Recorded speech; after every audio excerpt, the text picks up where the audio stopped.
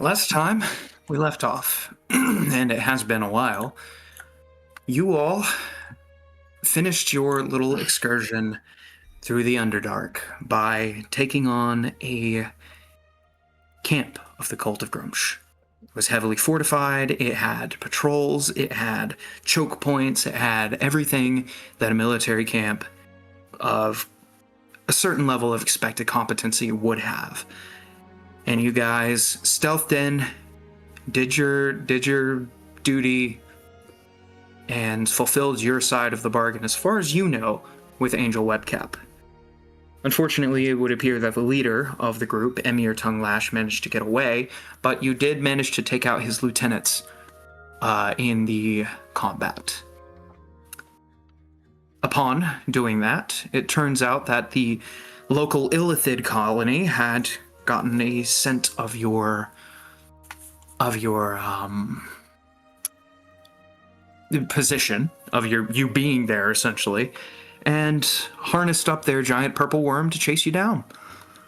At the end of an exhausting combat, resources were depleted, you were hurt, you had guards to protect, and a colossal purple worm, the size of which is just mind-boggling, crashed through the wall and bore down on you. Not being able to have the time to complete her ritual, Angel Webcap lifted up a small green gem, crushed it, and summoned Horus Lichter, who the Illithid referred to as Archmagos. He claimed that you were all under his protection, and that all of the spoils of the camp were to belong to the Illithid colony going forward. That's complete. He then teleported you all to a nice stone brick room, almost like a den. There's a nice dark wood table in the middle. There are extremely comfortable leather couches one on each side, and then at the foot of the table.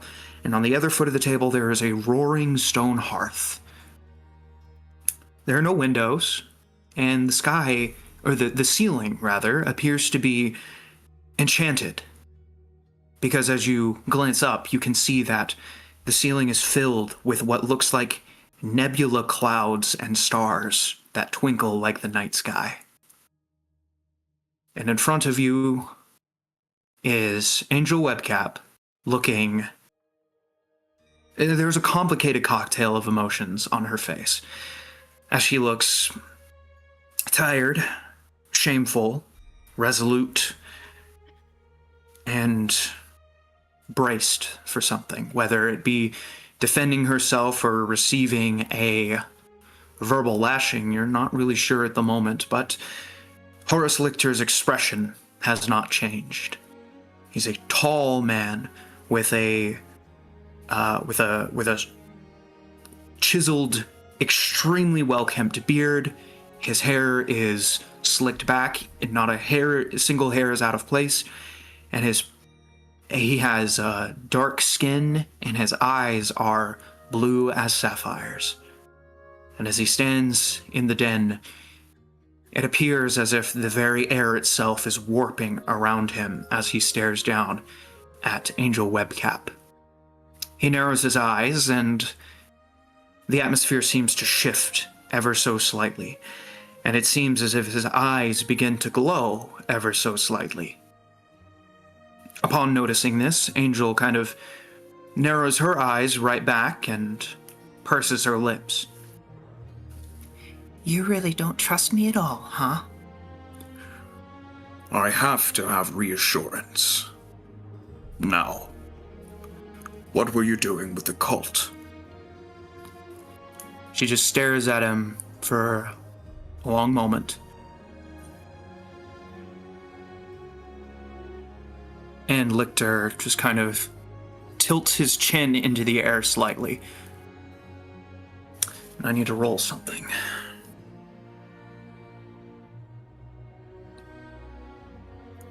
Sorry, everyone, I should have had this ready. Thank you. All right. As he tilts his chin up, he kind of... The atmosphere seems to grow slightly more tense as Angel's face becomes even more resolute. You were always good at hiding that, Angel.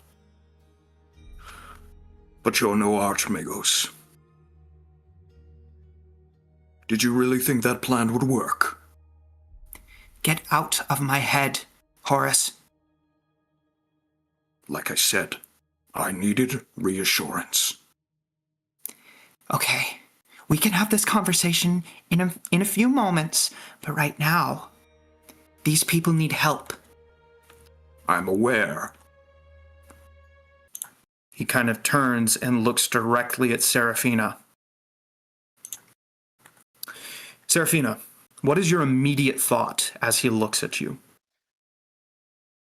Probably like, I mean, this aura is radiating off of him, right? And I'm definitely scared. All right, so just thoughts of fear. Just there's no like monologue happening in your mind at the moment. It's a mix of fear and awe, really. Because this guy's something. Like he's a big deal. He lifts a finger and points at you. This young one here. And slowly turns his finger and points at Ajax. And the Arakakra as well. They have Nanbul's hooks in them. I was actually going to ask about that. How did you teleport us out of Nimble's radius if they still have the hooks in them? Well, it's rather simple, actually. I have stopped time in my Citadel. Oh. You should have time to do your ritual now, yes? I suppose I would, yeah. Then get all the help you can get. Because time is ticking. If time continues before the ritual is complete... And he kind of glances over at Angel or he glances over at Seraphina and Ajax. They will be torn asunder spiritually and physically. Oh, So, sorry, what? Wow. I recommend you get on it. All right, let's do this then. She stands up. Okay, everybody. Here's what I need to do. I need to clear out this space. So somebody needs to move the table. We need to move the couches. I just need the space in the middle of the room clear. Am I understood? Yes. Yeah? All right, let's do this. I She guess. offers a nod. I'll immediately Okay. start moving things. All right. So, Amos, you all stand off the couch, and Amos immediately grabs onto one of the 3 couches. There's still 2 more left. I grabbed the table. All right, Ajax easily, no check required, moves the table out of the way. Amos, you push the couch out of the way. Who's moving the other 2? Just real quick. I'll move one of the other couches. Easily enough. Marcy pushes the last one. I will also help. All right, Orin. So, as soon as the furniture is out of the way, Angel descends on the ground and waves her hands like Chris Pratt with the Velociraptors, just and a magic circle begins to appear under her feet, slowly spreading across the carpet. And you can see the carpet seems to almost transmute into a mycelium substance with glowing runes all over the apologies, I'm getting texts, with glowing runes all throughout it. And Amos, you can see, as she's doing this, those strange pinpoints of light are appearing again. Just like you saw with Orin, but a few hours ago earlier today. The same situation is happening with Angel, where these small little dots are appearing out of nowhere and slowly connecting with each other, crafting into something beyond complex. All right, so here's what's going to happen. Ajax and Seraphina, right? Those are your names? Yep. Yes. Wonderful.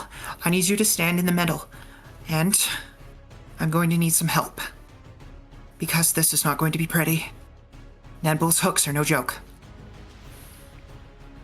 Ajax All right. looks very concerned, but goes and stands in the middle of the circle. He has no All right. idea what's about to happen. All right, as Amos, you see more of those little dots connecting to each other, almost creating like a.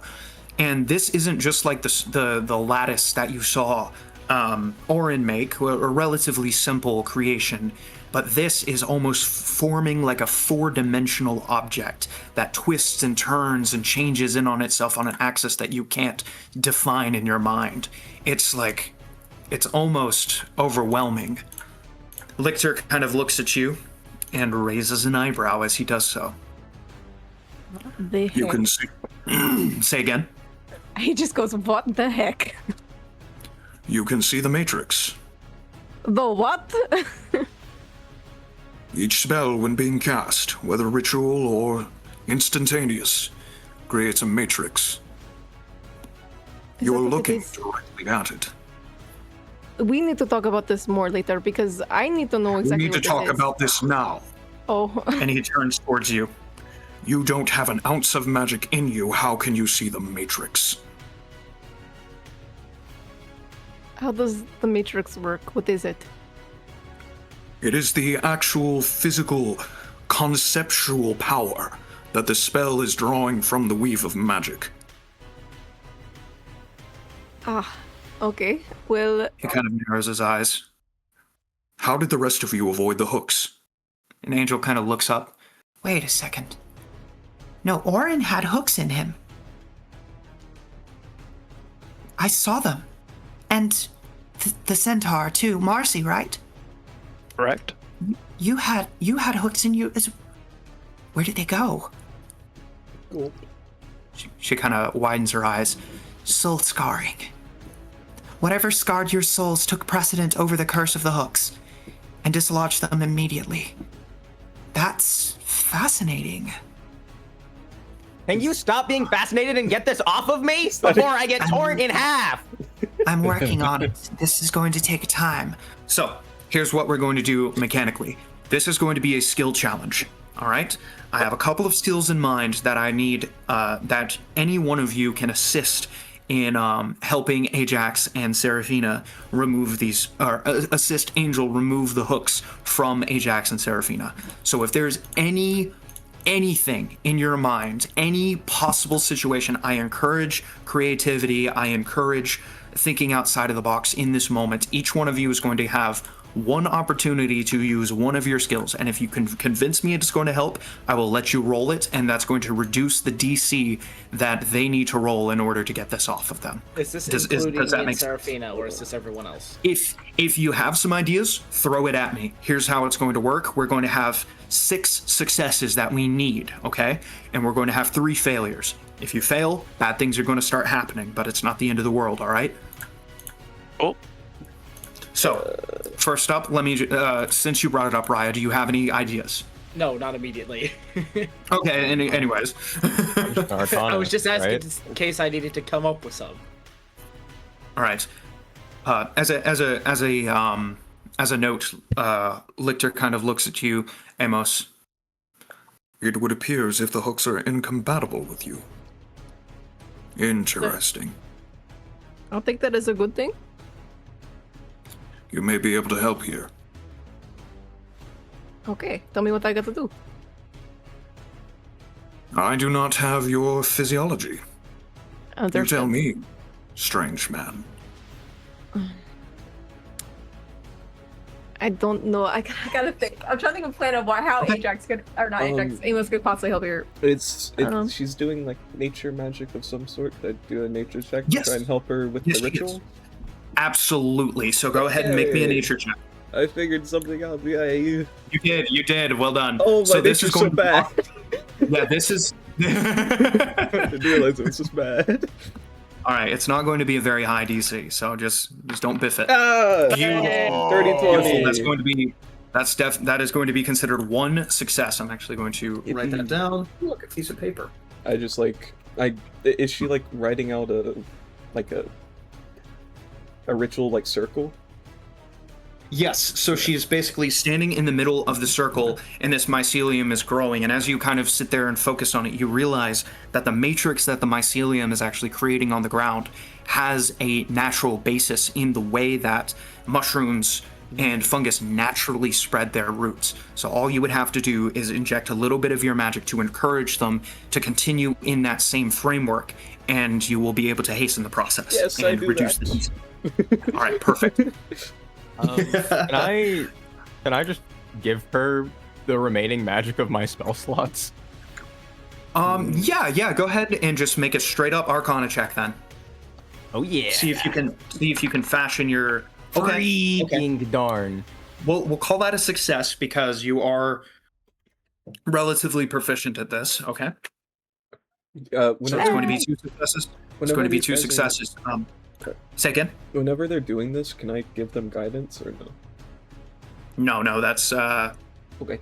yeah. We're guidance is kind of I mean, the only thing I can think of is no. I will say you can give one person guidance per attempt. So we're kind of doing it in rounds. So you went. We're gonna. Seraphina. Okay. I didn't know we were gonna do this multiple times. Okay. So you can, yeah. So if you want to give somebody guidance for this attempt, then you can absolutely do that. Whenever you guys figure something out, tell me if your bonus is low, and I'll give you guidance. Sounds good. Joa, you had something? I was thinking, I mean, I've done a lot of fishing. I've removed hooks before. Could I do something with like nature or survival, or not nature, medicine or survival, maybe? Okay. I like that thought. I do like that thought. The only thing is I'd have to be able to see them to try to help remove them in any way. Right. Non-magical. Okay, this is going to be an extremely difficult DC, but what do you have proficiency in? Nature or survival? Survival. In that case, go ahead and make me I'll a survival give them check. guidance. All right. Easily Okay. enough. So That'll go work. ahead and add a D4 to whatever you roll. Yep, plus a d4. Plus 5 for my bonus. Ba-ba-da-ba-da-ba-da. Let's go. You just Nice. barely made the DC with that guidance. Yeah, baby. Let's All right, go. that's going to be the 3rd success. All right, so as the magical circle begins to thrum with power, Orin kind of places a hand down, and you see a pulse of green energy just throughout the structure, and the mycelium begins to grow faster and grow kind of like cording around itself, almost like it's, there's a single braid and then another set of tendrils wraps around that and just strengthens the structure of the entire thing. And then, Marcy, you notice something. It's extremely faint, but you can see almost like it's almost like a hologram version of Seraphina. Like she's growing blurrier on one side of her body slightly, and you can see what looks like an almost astral projection of herself kind of pop out and go back in, pop out and go back in. I see. It doesn't seem as if anybody else notices this at the moment. Okay. Do I happen to notice any hook-like objects then? It would appear that the same kind of like tug and pull is as if you were reeling in a fish. Huh. Well, I'm gonna look for any distortion in the clothes or the skin. It appears to be as if almost Angel doesn't even notice this. She's so focused on creating the circle that it's just gone completely unnoticed at this moment. Okay. Well, knowing that there's a tug, there's usually a line, so I'm going to position myself towards where the line is, or would be, because, where the tug is happening towards. Okay. And I guess just attempt at removing the line or the hook where it would be from that direction. Okay, Constitution saving throw, please. Yep. Constitution saving throw. But I'm proficient. Said this intellect. Perfect. All right. As you step into the circle, Angel kind of looks up. What What in Shantae's name are you doing? Get out of the magic circle. You're. And then you step in between where that tug is, like the hologram, and where it's trying to pull, and it kind of settles, and Angel looks at it, and her eyes go wide, and she just goes, Mother Melora's mercy, what am I doing? and she redoes the circle, and you can see that hologram tug and pull kind of goes away as you yourself feel almost like something is punching through your very being ever so slightly. But it appears to weaken whatever is pulling her, and as soon as Angel finishes up her alterations on the circle, Seraphina and Ajax are whole again. Ajax. Yeah. You are starting to feel as if every muscle in your body is like locking up. It's almost as if you're being paralyzed or electrocuted or something. Seraphina, you're starting to feel faint. Okay, I need successes, people. I've done my turn. All right. can I? Yeah, go ahead. Go ahead. I'm thinking, well, she's feeling faint. I don't know if there's actually anything I can do about that, but like, can I like hold her steady or something? Easily enough. It's not going to affect the ritual at this point in time, but Okay, it's helpful I emotionally. Go ahead. Skrit's gonna step forward, and he doesn't have any understanding of magic or anything, but after the past few experiences, he realizes that like his feelings are somehow tied to somehow helping. So he's just gonna kind of step forward and like hold out his hands cautiously and just really concentrate hard on just wanting to help them in any way possible. And Right. I'm thinking he heard that they had hooks in them, right? Yes. The only thing I can think of is he'd just concentrate really hard on thinking back to a time when he helped Rit pull a splinter out of one of her fingers, and just that careful precision of pulling it out slowly. Make a perception check. Wee. Beautiful, guys. You're killing it. All right. So as you stand there and you hold out your hands and you close your eyes, it's almost as if there's just darkness behind your eyelids before you start seeing a hazy blue outline of everything, even though your eyes are closed. And you can see these giant hooks just in the center of Seraphina and Ajax that is inside of them and pulling them, yanking them back towards the direction of Nambul's forest. And you can just hear the voice in your head.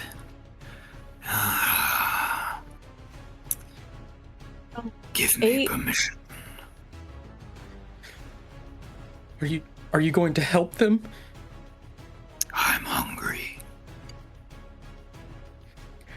I'm not letting you if you're gonna hurt them. I don't want them, I just want the hooks, the magic.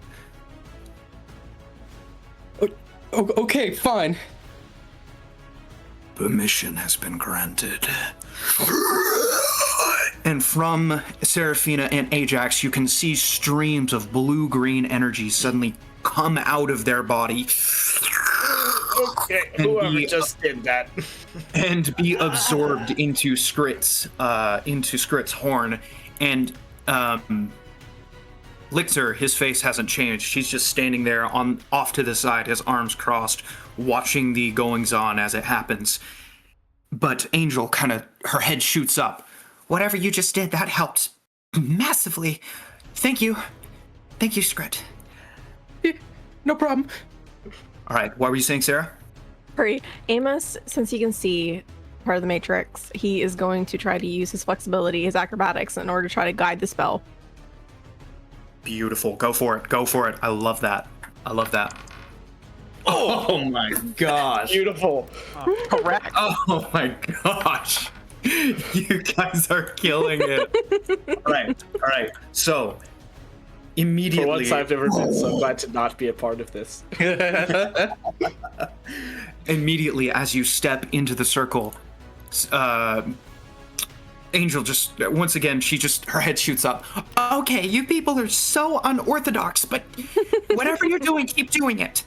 And you begin to and you begin to just lose yourself in the rhythm, in the creation of this strange multi-dimensional construct that you can't even understand yourself, but it just feels right to go here, to take a step here, to move your arms like this, to extend them like this, to turn, to twist. And as you all watch, Amos begins to do almost like he's going through some martial arts kata.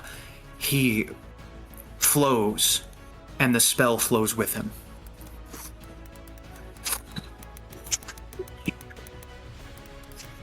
I think I have an idea. Go for it. Since all of this is happening and Ajax's muscles are tightening up, he's just gonna try and basically just calm himself, kind of just quiet his mind a bit. I'm thinking survival check to kind of just channel his instincts for when like muscles get tight and things like that, to try and just calm his mind and body down. Absolutely do it. Let's go! Let's go! Guys, Let's go! The dice are We cannot blessed. fail! Ajax, you simply close your eyes, relax your shoulders. You let your wings drop. You bow your head slightly. Every single feather, every single pinion that's in your flesh just relaxes. And you feel something release. You stumble as almost like a physical blow hits you, and you take a couple of steps, but something that you didn't even realize was there is now dislodged. And you're in the perfect location because Seraphina, you also feel it dislodge, and you stumble, but you stumble directly into Ajax, who has already braced himself. Angel lets out a huge just... Okay. Okay, that was... yeah. Sweating, sweat pouring from her forehead, she just collapses on the ground, and the magic circle fades away and the carpet returns. She falls to all fours, sweat dripping off of her face. Okay. You okay? All right. Sorry, that was a lot. I'm going to walk over and offer a hand. She gives you a kind smile and accepts it, and you help her back to her feet. She's unsteady, kind of places a hand on her other hand on your arm that's helping you, but stands up and seems to steady herself. Ajax like puts a hand on his chest and like starts like rubbing his chest, basically. Just like, oh yeah, I know, I definitely felt that. Are they gone? I think so. Definitely Yes. feels gone. Yeah, the I hooks walk are out over- of here. Sorry. I walk over to both Ajax and Seraphina and just, how are you guys feeling? You guys okay? Any medical attention needed? Somehow significantly worse than I was before. Oh, okay. Just I mean, I didn't even stiff, feel them before, and then they were ripped out of me. Do take a seat. And Amos, catch me, and I fall. trust fall. At least he warned you. At least she warned you. He drags her over to a chair. Lichter raises his hand and waves it, and that strange atmosphere that has been here since the very beginning fades away, and you realize that something that wasn't there is now there again. Well, I'm going to tend to Miss Webcap. All right, easily enough. There's still the couches around. You can let her sit down in one of those, and she just gives you a kind smile as you do. I appreciate that. All right. Horace, you had questions for me? indeed I did. Indeed I do. Angel. What are you doing? Colluding with a cult? You're a materia warden. They're against everything that you swore on oath to protect. You failed the materia wardens. You failed the Empire. As soon as he says that, She gnashes her teeth and kind of almost lashes out at him. The Empire has failed me.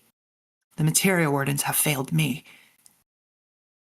She sits back in her chair, kind of breathes. What do you mean, Angel? Oh, look at you. Finally actually paying some attention to what I have to say, What are you talking about? I've brought this to your attention multiple times, Horace. The Materia Wardens are desecrating the holy journey that I've put myself on. Angel, do you really believe that? Yes, I do. I joined the Materia Wardens to protect nature. I joined the Materia Wardens to make sure that the natural order is in line. And what do the Wardens of this continent do? Spend all their time in galas, in parties, sucking up to the Emperor and his entourage. It's just politics. They're just playing the kingdom-building game. They don't care about us, Lichter. They don't care about what we stand for. The Materia Wardens was my way of worshipping Melora. And they spit in the face of that. And I tried to bring it to their attention, and they would not listen. You would not listen. Why? Wouldn't you just... No, I don't even care. You're listening now, aren't you? He just doesn't say anything, just stands there. His expression has not changed at all. He still has his arms crossed in front of his chest. I know you have a soft spot for the Empire, like Horace. I live there. So many others live there. But you have to see that they're rotten. I know. And for the first time, his expression changes, kind of furrows his brows together, closes his eyes, and tilts his head downwards. I know, but I can't stop caring.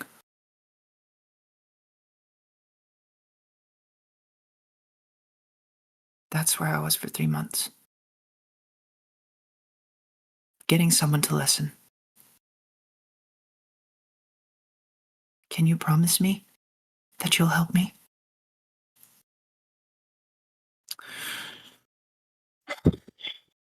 You put me in a difficult position, Angel. I know.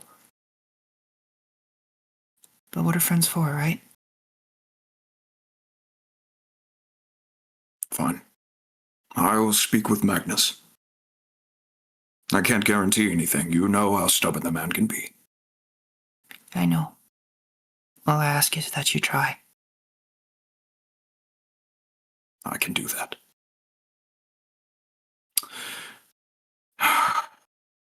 He waves his hands again, and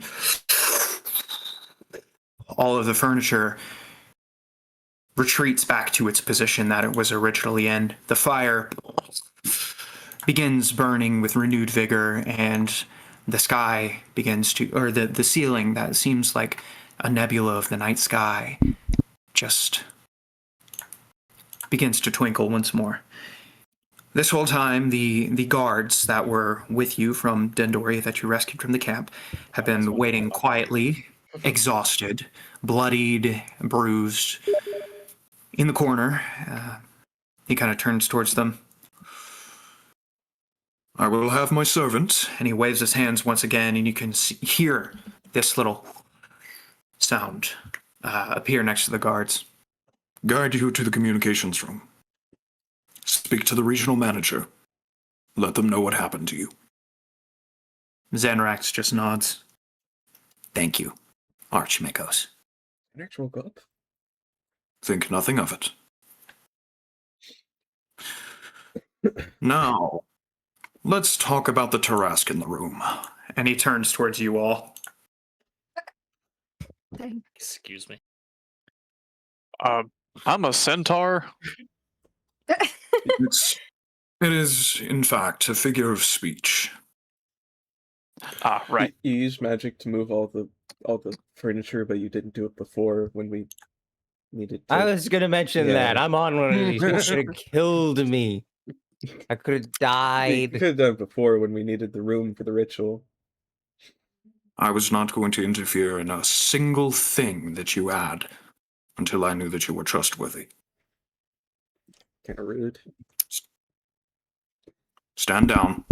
And as he does, you can hear What? just like a magical release of something in the room. What? I was about to get murdered. Our security system kicked in. Now, who are you people? And Angel, why did you use the one favor that you've managed to accrue from me in saving them? Well, good people are hard to find, and they have good hearts. They saved Zanrax. Zanrax. I don't know who that is. Racist guy. He's Looks at you and kind of looks over the rest of the party. Huh. He's Very. an unfortunate product of his environment. he's my friend now. I see. Still a racist. True. Well, how noble of you to rescue somebody who does not see you as an equal. Hey, no I problem. commend you. Yeah, are we gonna see them again? Of course, they have simply gone to communicate. I will have my servants see them to the guest rooms momentarily. Okay. Now, I believe introductions are in order. He kind of straightens himself, straightens his extremely well tailored. It's almost like he's wearing almost like this cobalt blue robe that goes down and is open in the front to reveal kind of this. It's not necessarily a suit, but it is extremely fine silken clothing of some kind, and he just straightens himself and glances over you all. I am Archmagos Horus Lichter, 4th seat holder of the World Watcher Association. What does that mean? Does anybody know what that means? It means he watches the world. I don't really think that's hard to put together. Let's see. He kind of his expression doesn't change, but he does nod at you all. It is not strange to me that you haven't heard of us. We do rather like to keep to ourselves. We are a group of wizards, sorcerers, and other such magical users and practitioners of the arcane arts and the divine ways. That, well, essentially we watch over the world. We make sure that Called it. any existential threats to our planets are snuffed out before they can become problematic. Which is unfortunately exactly what is happening in this empire.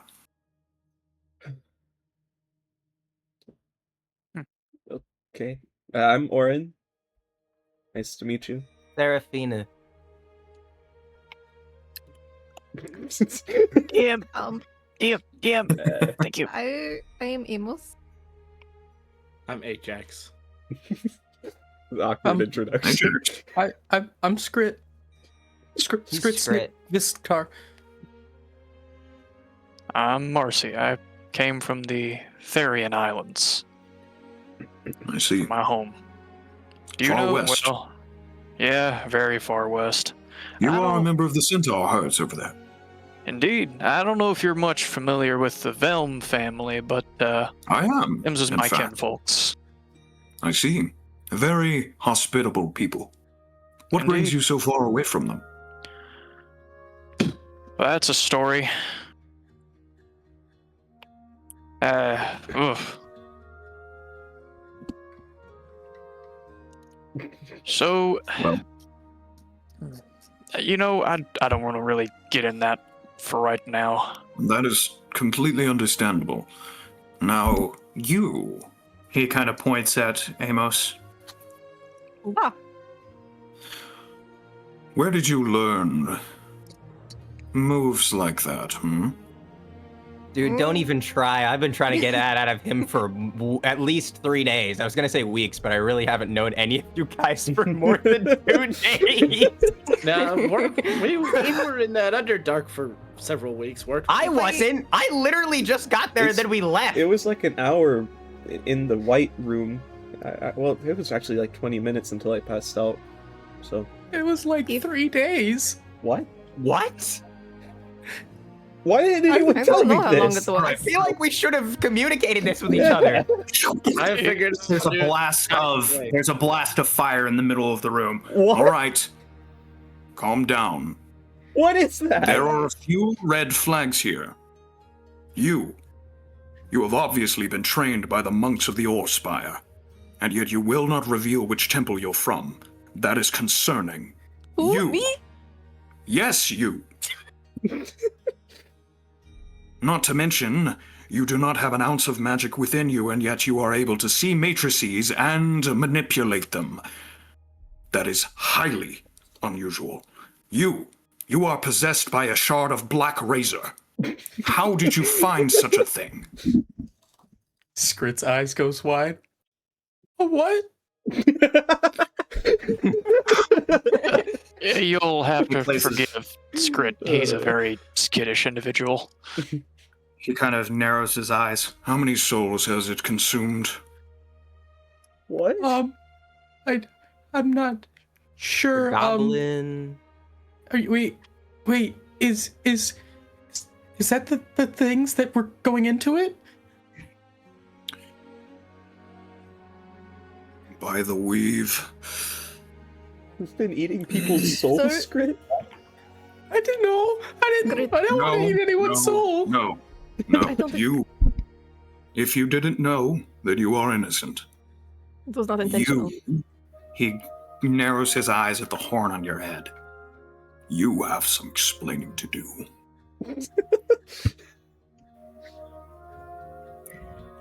Later. I will interrogate you later. As for you, fair rat folk, worry not. It is not to be held against you. This position was clearly unwilling. Ajax, I'm going to need an autograph from you later. Oh, part of me. That's okay. Wow.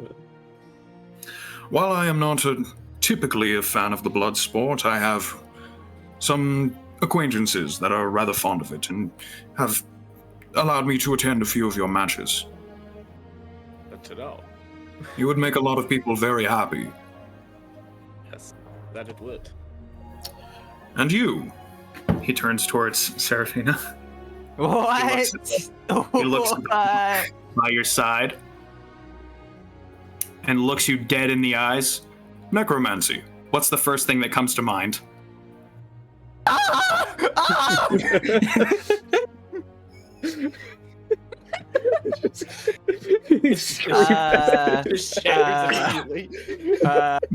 Breaks it. Instant headache. Yeah. What's Just yeah.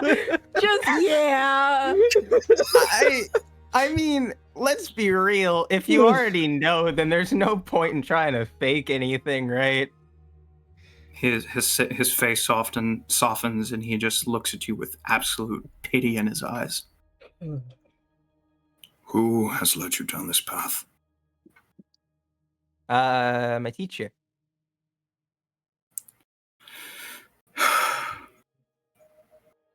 You can see his shoulders slump. It crushes my soul to see the potential of the youth destroyed like this. Look, man, I'm actually kind of into it. Oh. You are young. You do not understand the horrors that you wield. That's fine. You will learn. Sir? I am more than willing to tell you about myself as long as you also give me answers. As long as you are willing, that puts my heart at ease. There have been... He takes a few steps over to the plush chair slash couch at the head of the table and sits down in it and just kind of almost looks like he deflates. A dragon has taken over Blackwater. There are sightings of horrors beyond the human imagination across the entirety of the Empire. There's a strange new disease that is killing entire villages. There are necromancers running amok. There are cults rising by the day. I see why you're stressed. And for some reason, the majority of people that Angel Webcap, a good long-term friend of mine, has brought into my house, seemingly has connections to a majority of this. And you said something about a white realm? Please do not tell me that you went into the labyrinth. Probably. Not No intentionally. idea what it was, so... We went to sleep in the woods and ended up there. I'll put it Did this way. everything- I tried to think about it. Did nothing make sense? Nothing at all. Not Me and Time Ajax were in was not space. consistent, but time was not consistent between individual experiences. Da. Yeah, it seems that way. Realities seem to work off of suggestions rather than rules. Da. Yep. Yeah, that. Yeah. Is that how Marcy's face is a little spooked on that one. So that's how we got soul scarred? Who scarred our souls? Likely. Wait, then There's why an didn't I get entity soul within the scarred? labyrinth. Yeah. Well, likely because you did not actually contact the creature. He took my magic. Is Did you see it? No. It was definitely looking at me, though. There were a bunch of eyes on the walls. Friggin' creepy. A mere proxy. You two. He glances at Marcy and Oren. Were you ever knocked unconscious yeah. Yeah. by the weave? Is this something we're gonna have to worry about? Do you like have my soul now? I legitimately do not know. No, if you don't know, then oh boy. You were 'Cause saying I that haven't there's- known for anything that's happened the past 3 days. You were or saying however The long it's been. labyrinth is an enigma. It appeared about 2 years ago, give or take. And ever since then, people have been going missing. Sometimes they come back, sometimes they don't. Lovely. The amount of time that they're missing is never consistent with their stories. They visit realms that make no sense, whether it be geometric monstrosities, whether it be mechanical nightmares, or strange, twisted facsimiles of reality.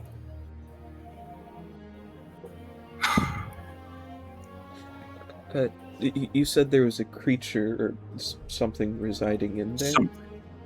Something. The number of soul scarred within the last 100 years have been 0. The number of soul scarred within the last 2 has been in the triple digits. Okay. That's only very concerning. You're telling me. Now, if the Red Dragon would get off of Blackwater...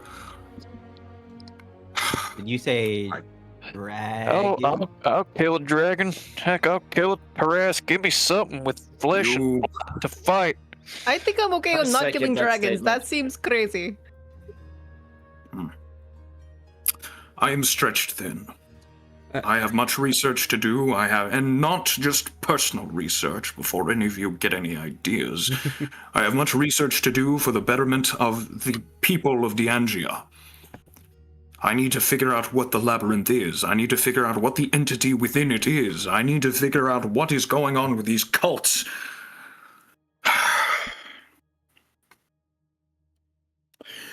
Would I be able to employ you all? If you know anything about me, you know employment's one thing I do a lot of. At this point, I'll take anything to get back to the real world. Well, welcome to the real world. This is my house, this is my island, this is my city. Welcome. Sorry, what? And I get up. Is there a window? No, there is no window. I don't know what employment is. Yes, you do. A 5 Or is all you need No, to figure no. it In my head, it was a 10 or above. I don't know what employment is. Okay. Good, fair enough. Employment is essentially you give a service and I provide compensation for that service. Okay, like, like gold. Knowledge, Oh. gold, magical artifacts, whatever you need. Could I get information instead? That How would about also be this? preferable to me. How about this? First of all, you He points towards Amos. need to tell me who you are and where you're from. If you would like to do it in private, that's fine. Preferably, But- I would like to be there too. I need you to understand that there are a group of monks that have gone rogue. They've infiltrated nearly every single monastery within the Orspire Mountains, and they're just wreaking havoc. Silently, quietly. And we can't figure out who they are. I've had some experience My- there. My name is Amos.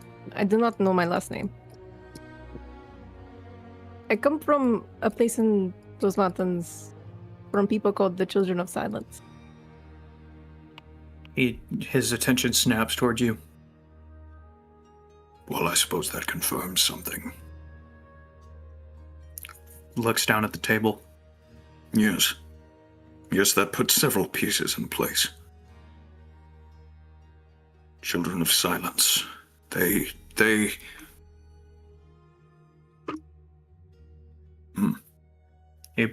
He rests his elbow on the armrest and places his chin in his hand. I see.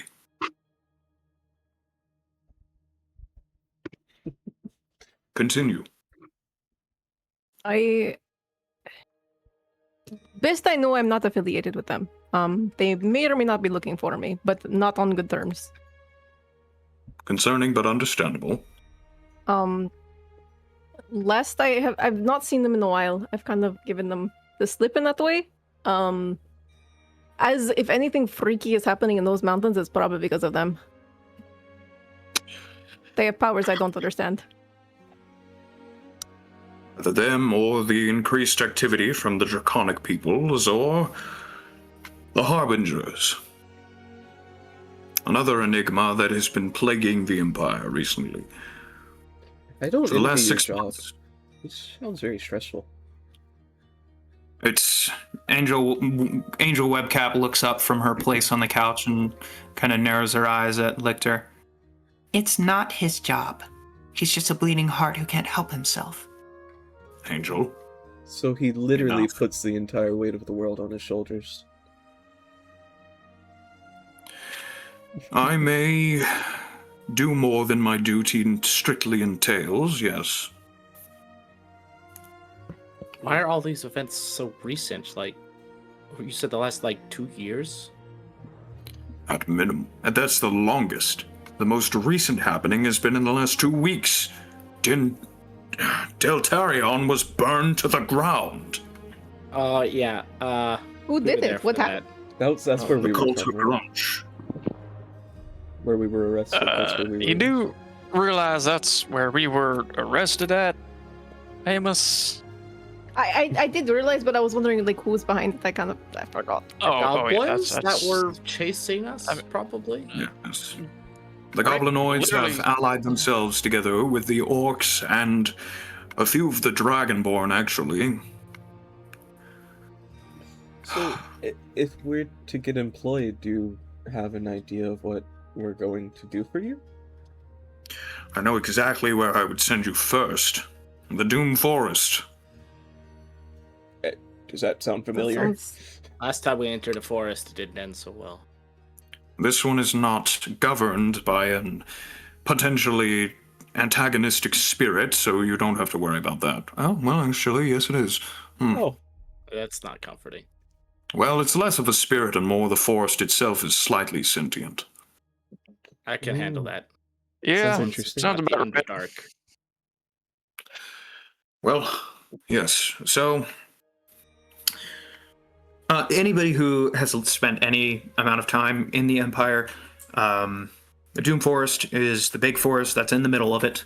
It's known for being the biggest trade route between Rokedale, not Rokedale. Actually, yes, Rokedale.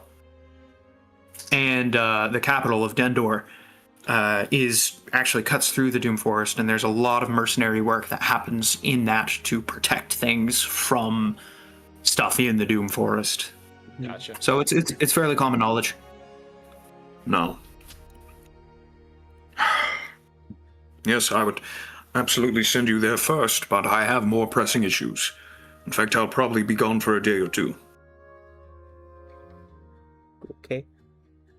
Where are you going? I need to speak with Nemo. That Who's name sounds that? familiar. Yeah, that's the Sultan. Oh, yes, yes. Oh, I met Nemo before. You have met the Sultan of Angel Oasis. Yeah, yeah, he's a nice guy. Why are you going to meet him? I need to try and convince him to assist us using Angel Oasis's resources. It would require me to burn many, many favors if I even convince him at all, but we're stretched too thin. Well, if you help him in some way, he might grant you a wish. I'm aware.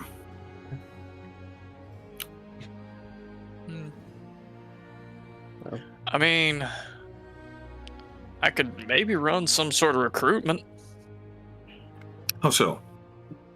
Well, I mean, I've done a lot of people work. As you may or may not know, I was a mercenary for quite some time. Had my old party. We were... honestly, I don't know how well known... How well known was our party, actually? Yeah, there were definitely more famous ones. I would say that you're kind of mid-range in terms of fame, and yeah, definitely not as well known as some of the frontier groups or some of the that kind of deal. Yeah. Well, we were pretty middle of the pack, honestly, when it came to our notoriety, but I've dealt with people a lot. And I know what causes some people to want to fight and what causes some people to want to run. I've done a lot of both of those. We may have to speak about that in greater detail later on down the line, but for now, I have business to attend to. Angel? Yes, Horace? You're not going to burn down my house if I leave, right? I don't think Ellie would let me. You're darn right she wouldn't. Alright then. I just have one question, Horace. Yes. About the disease you spoke about. Oh, yeah. What are the symptoms and where is it? Well, first, it's immediately categorized by increased perspiration, lots and lots of sweating, followed by a monstrously high fever. Finally, the person in question, whether mechanically or mystically, they lose their minds. Called the Red Madness. Why do you know that? I've encountered that before. I don't know how she knows that. How do you know that? Oh. I reach into my bag and pull out 3 vials. I actually have 3 antidotes. What? What? He raises his hand. Are you all right? Okay. All right. He stands and he walks over to you, and he puts his arms behind his back, just kind of crossing his wrist over his palm, and glares down at you. Who was your teacher? I'm a little frightened. I'm gonna be real with you. I believe you may have reason to be. Oh. He never really acted like a big shot, but his name was Abraham. Necromancer. Yeah. Top hat? Yeah. Orin looks up.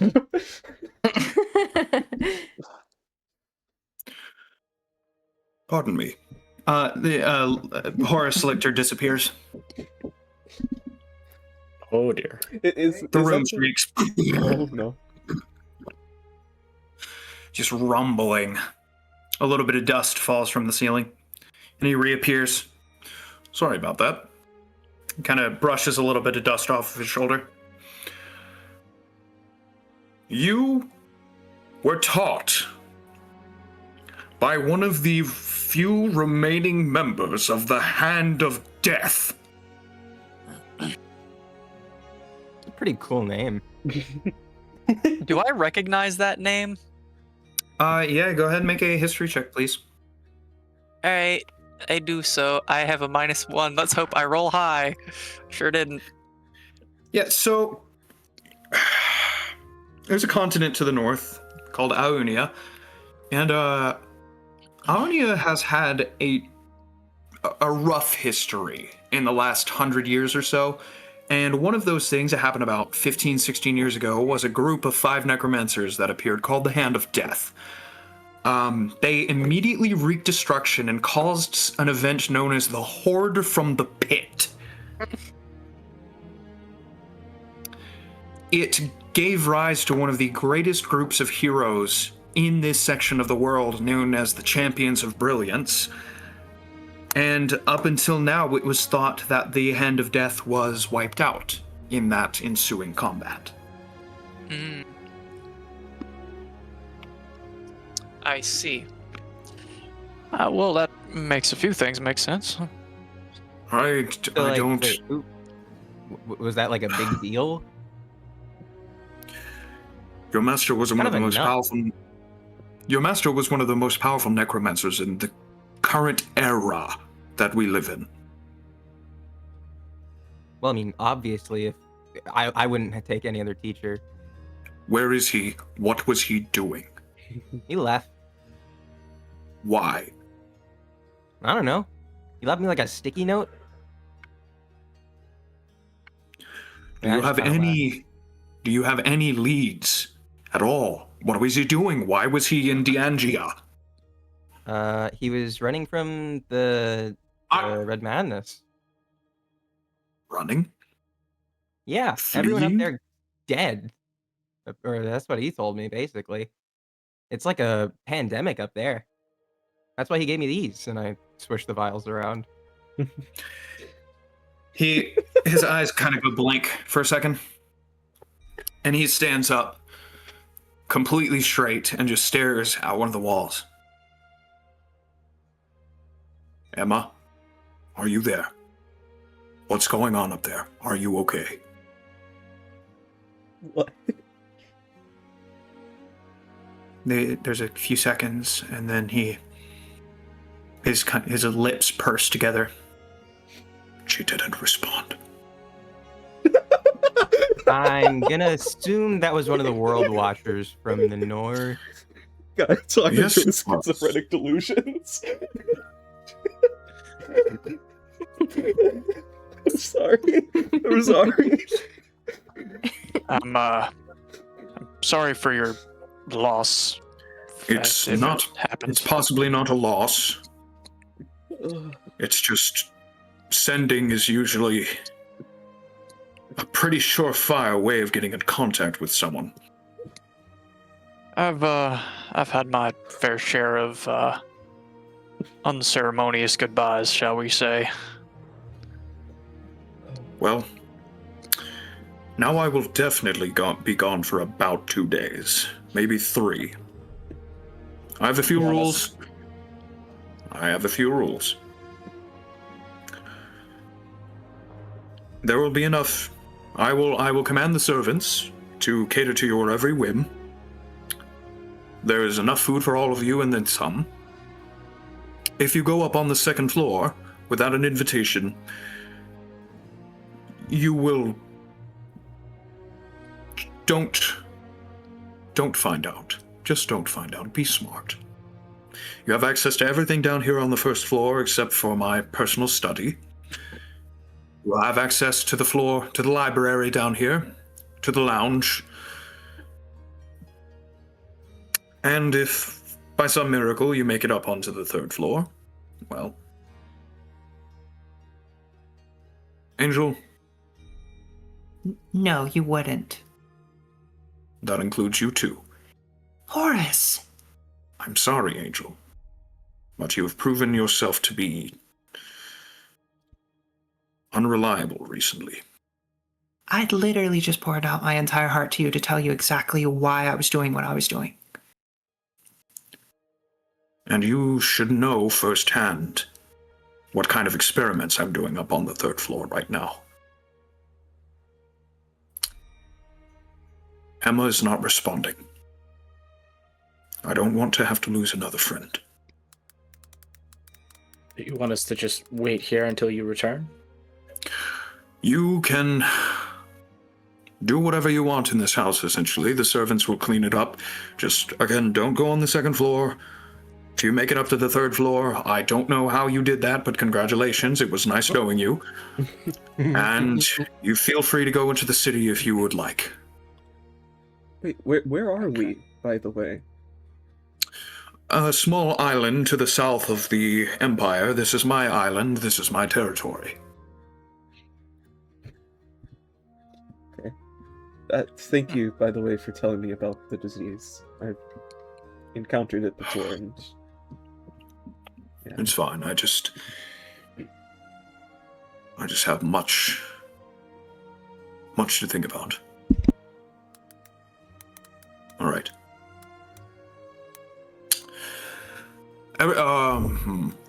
Every one of you, I need you to say something. What would that be? Lacking the beanstalk. Lacking the beanstalk. I don't know what Lacking the comes. beanstalk? Yep. Lacking There Why? you go. Continue on. Continue. Each one of you. Come on now. Lacking the beanstalk. Thank you. Thank you. You two little flat folk. Lacking the beanstalk? Thank you. And you, little Miss Necromancer. Why? I'm not like you these want- idiots. I don't do things unless I get answers. If you want food tonight, you'll say it. Lacking the beanstalk. I would There you go. assume that's a passphrase. Indeed, the servants are now under your control. Okay. Sweet. I It's like don't. necromancy with no bones. You Well, have actually, just I would say ruined- bones. I hope you know what they're in for with this one about. You guys barely even know me. I'm harmless. Eh, You say that as if you didn't just mention one of the 5. I don't Earlier know. as I your- didn't know. All right, he was just some kook who just so happened to find me in my darkest moment, and he brought me into his arms, and he cared for me and taught me necromancy. Okay, I don't ask One of those things is not questions. like the others. What do you mean? Cared for me and brought me into his arms, and then also taught me necromancy. That doesn't that's like, you know. Well, I mean, I asked him to do that. Fair enough. You were just about to say you didn't ask for that. No, I did. Well, I specifically asked to be taught magic. Horace, you should leave. you We're know, gonna he keep kinda going taught for me a the while. magic that he knew. I think I'm going to do exactly that, actually. Yeah. Angel, Excuse me? Yes, Horace? I'm glad you're okay. I was worried about you these last 3 months. good to be back. I hope you can find peace. Yes, fair rat folk. You said you wanted to talk to this thing in my head. Is that when you come back? I'm not sure if I'm going to have time to be completely honest with you. Oh, okay. Apologies. I wish I could help. It's fine. I have a lot of questions. I know. Take solace in the fact that he will not be able to hurt you right now. Oh, thank you. You're welcome. Now, I'm off. Don't blow up my house. And he disappears. No fanfare, no flash of light, no puff of smoke, just gone. Okay, well. So, So, you guys, I'm gonna go run through his stuff, and I walk out of the room. she is going straight to the second floor. I can tell you that right now. I guarantee it. You know what? That is her decision at this point. Maybe I won't have kids. And he just starts walking off. You know what? I'm gonna go watch I out think for you should her. get inspiration for that. Yeah, go for it. Yeah. All right. Oh my god. All right, everybody. So it's time to explore. Indeed. You guys are in this little middle room right here. Please, actually, I was gonna say I was there, but I wasn't in the middle. yeah. Yeah, in this little. All right, how did you manage to? All right, it's just in the light. Put it in the light. I can't see anything else in the light. I just hit add to map and apparently it spawned somewhere. Yeah, happened? Where am I? I just hit add And to the map. wrinkles. Am I I here? don't. Amos doesn't. There he is. There's Yay. Amos. I'm watching Seraphina, make sure she doesn't do anything crazy. Yeah, you're dead. Okay. Congratulations, you've signed your death warrant. All right, so there are two doors. This one up here and this one down here. You guys have the run of the mill. Are we doing Oh. this in turn order, or are we just doing Nope. whatever? Nah, just tell me where you want to go. Open the door. Open the door. Open the door. Alrighty. I'll See go nothing. with Marcy. throw rocks in Yeah, I don't know where I am. I can't see a blessed thing. Hey, give me a Okay, second. get through the door. Bop. It's a There we long go. hallway. And then going directly downwards, it looks to be an entrance hall of some kind. So in this entire area, you can see. I didn't have time to decorate, so you're just gonna use I theater of just the see mind. white. Yeah, exactly. Well, There is no anything except for a couple of walls over here. Well, I'm No. going down. Yep. Explain. Yeah, so this appears to be like some kind of large entrance hallway of some kind. Seraphina, are you opening that door right there? Yeah. I'm just choosing a direction and going. Okay. he's not waiting for an explanation. It appears to be a bathroom of some kind. Oh, actually, There are- I would check all of these doors first. All right, easily said. Seraphina's just Easily. opening every door in sight. Yep. Yeah, Literally there's stuff. just going through and opening up everything. As you open up this door right here, it appears to be a nice little parlor. Just there, Boring. there are some tables. There's some tables. There's a tiny little place for a fireplace. There are board games. There's a little shelf with some books on it. Yeah. Hold I'm everyone, going to open load this up door. uno.com. We're about to have a rumble. I was gonna say, what kind of D&D board games exist? We're playing Jenga. Dungeons and Dragons, of course. we have the next session in Tabletop Simulator. Yeah. I'll just play board games. Eli, what are you doing? You just hanging out? I think. Yeah. Is Angel still in here? Are there Yeah, she is. couches around? Yeah, there are. I'm just gonna sit down somewhere and I'm going to grab a piece of wood out of my bag and start carving something. She looks over and kind of grins. You're a carver. Yeah. Oh man. Hey, I have a question. Okay. Your magic. Where does it come from? Oh God. Do I know? You know where you came from. Oh yeah, I was going to ask her that question. Oh, you said you, what was the word she said? You worship Melora, right? That's right, yeah. She made me. Really? Wait. You're a divine construct? I guess I am. I knew there was a reason I liked you. This is incredible. Wow. Here. And she reaches into her little drawstring pouch and pulls out a little book and starts writing down notes. If you don't mind, I want to take a couple of notes on, well, your construction, I guess. Okay. This is...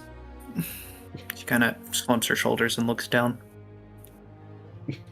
This is the closest I've felt to Melora in a long time. It's hard to feel close to her. When I speak to her, she gives me riddles more than anything. It's hard to understand. It's incredible that you receive anything at all. I wish I could talk to her more often. But I'm Me just too. trying to do whatever I can to help her. And that's all any of us can do. It's so many times I questioned whether or not I was doing the right thing, but what can you do, right? Yeah. Just your best. He just kind of looks a little sad, remembering the first time he tried to do something for her and failed. Yeah. I know that look. Felt it many times myself. Well, anyways, I'm gonna go raid Horace's pantry. I'll be here. Sounds good. We need to talk some more. We need to talk more often, Oren. Okay. Anyways, doodles. She goes through this door. What is behind door number this one? Door number that one is the entrance. Oh. To the mansion. I see. So Yes, you can see the large double doors that lead up, evidently, to outside. As for you, Ajax, you see a long hallway with multiple doors on the Lovely. It looks like a hotel hallway. It's nice and plush and carpeted, and there are some there's some nice little decorations on little plinths here and there. I think I found the guest room. Real quick, Luke, do you mind if I roll a sleight of hand to see how done I get on this carving? Absolutely. Thank you very much. That's not great. Yeah. You can add proficiency to those. I would say that you're proficient with carver's tools. Oh yeah, I am proficient in carver's tools. That's correct. So that's a 11. Or wait, yeah, 11. Cool. Can I math. go find Wiz and the rest of the guards? Yeah, you're not really sure where they are. You can kind of look through a couple of these rooms. I guess that's what we're gonna do then. Just gonna start opening doors. Can Skrit open the door in front of him? I mean, I'm just gonna be real with you. They're all empty at the moment. It doesn't appear like as if Lichter has any guests on this side, anyways. Yep, Skrit, you open your door and you find similar hallway. Hey. the reason I say that is because Ajax is actually kind of concerned and wants to check up on them. Yeah, what Lichter said. Actually, as you walk down the hallway, you kind of open this door right here and take a look inside, and there is, apologies, I have left. I am actually not sure where the heck my guards went. Well, that's great. Guards are nowhere to be found. The guards are For gone. the shift. I clocked out. They. Well, apologies about that, everybody. It's all good, man.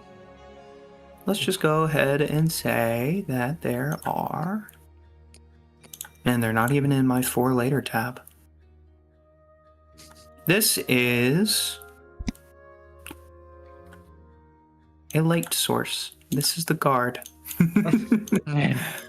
There's a bed in the corner, and it seems to be pretty sparsely furnished, but it's furnished with exactly what a bedroom would need. There's a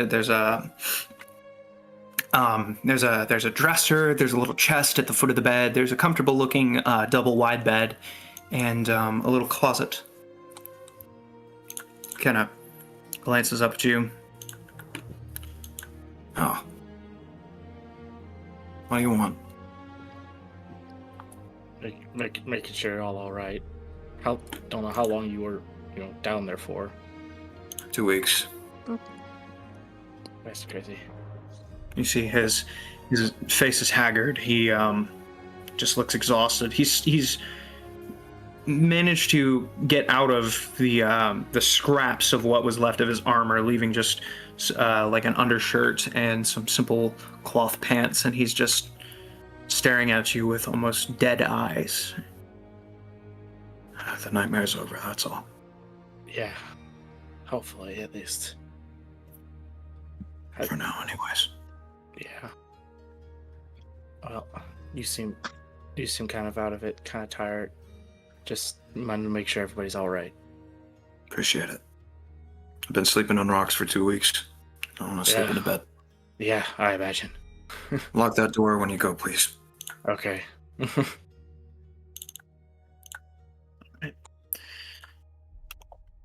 Or number this one.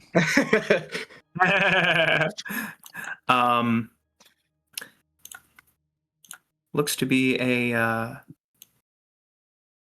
washroom. Well, that's not what I'm looking for. Anywho, this door. This one right here. Okay. Mhm. So you open up that door, and Skrit, are you heading down that hallway?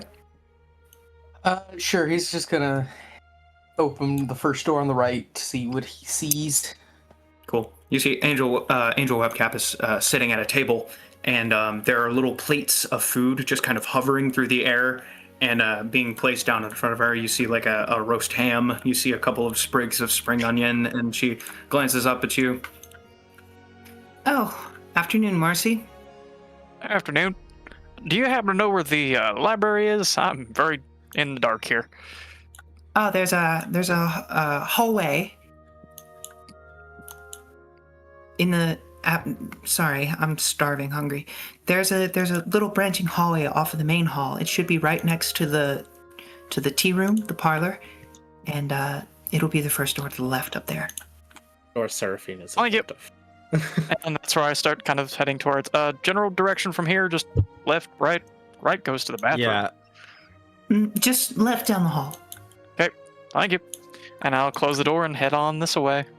Cool. Skrit, what did you say you're doing? I was just gonna open the first door I found on the right. Okay. Empty guest room. What about the right? That was the right. But he's facing Sorry, down. my oh, right. That is your right. You know what? It's fair. It's fair. I can see the other viewpoint. Okay, here. But I'm guessing just another empty room. Yeah, just another empty room over here. Alright, he's gonna assume that this is just like a living quarters thing, so he's just gonna come back out. Seraphina, you had a plan and you didn't get to do Seraphina it. Squad has been in the library or whatever's down this hallway. Yeah. We've just been chilling there. Yep. You pop open up this hallway, and it's a long, relatively narrow hallway with one door to the right or to the left. Sorry, I'm on script time right now.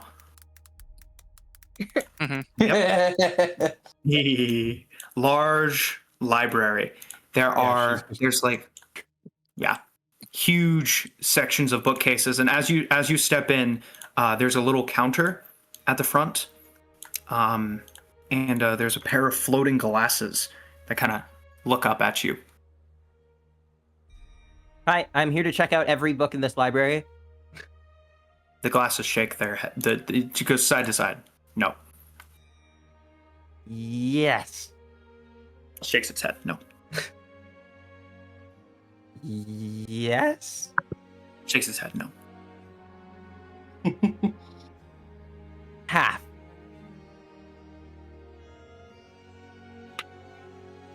I'm also Half going to of go up to the book, or the glass, sorry, the floating thingy-majig. It nods as you approach. Do you have any books on necromancy or and I whisper a word to it? Text me, please.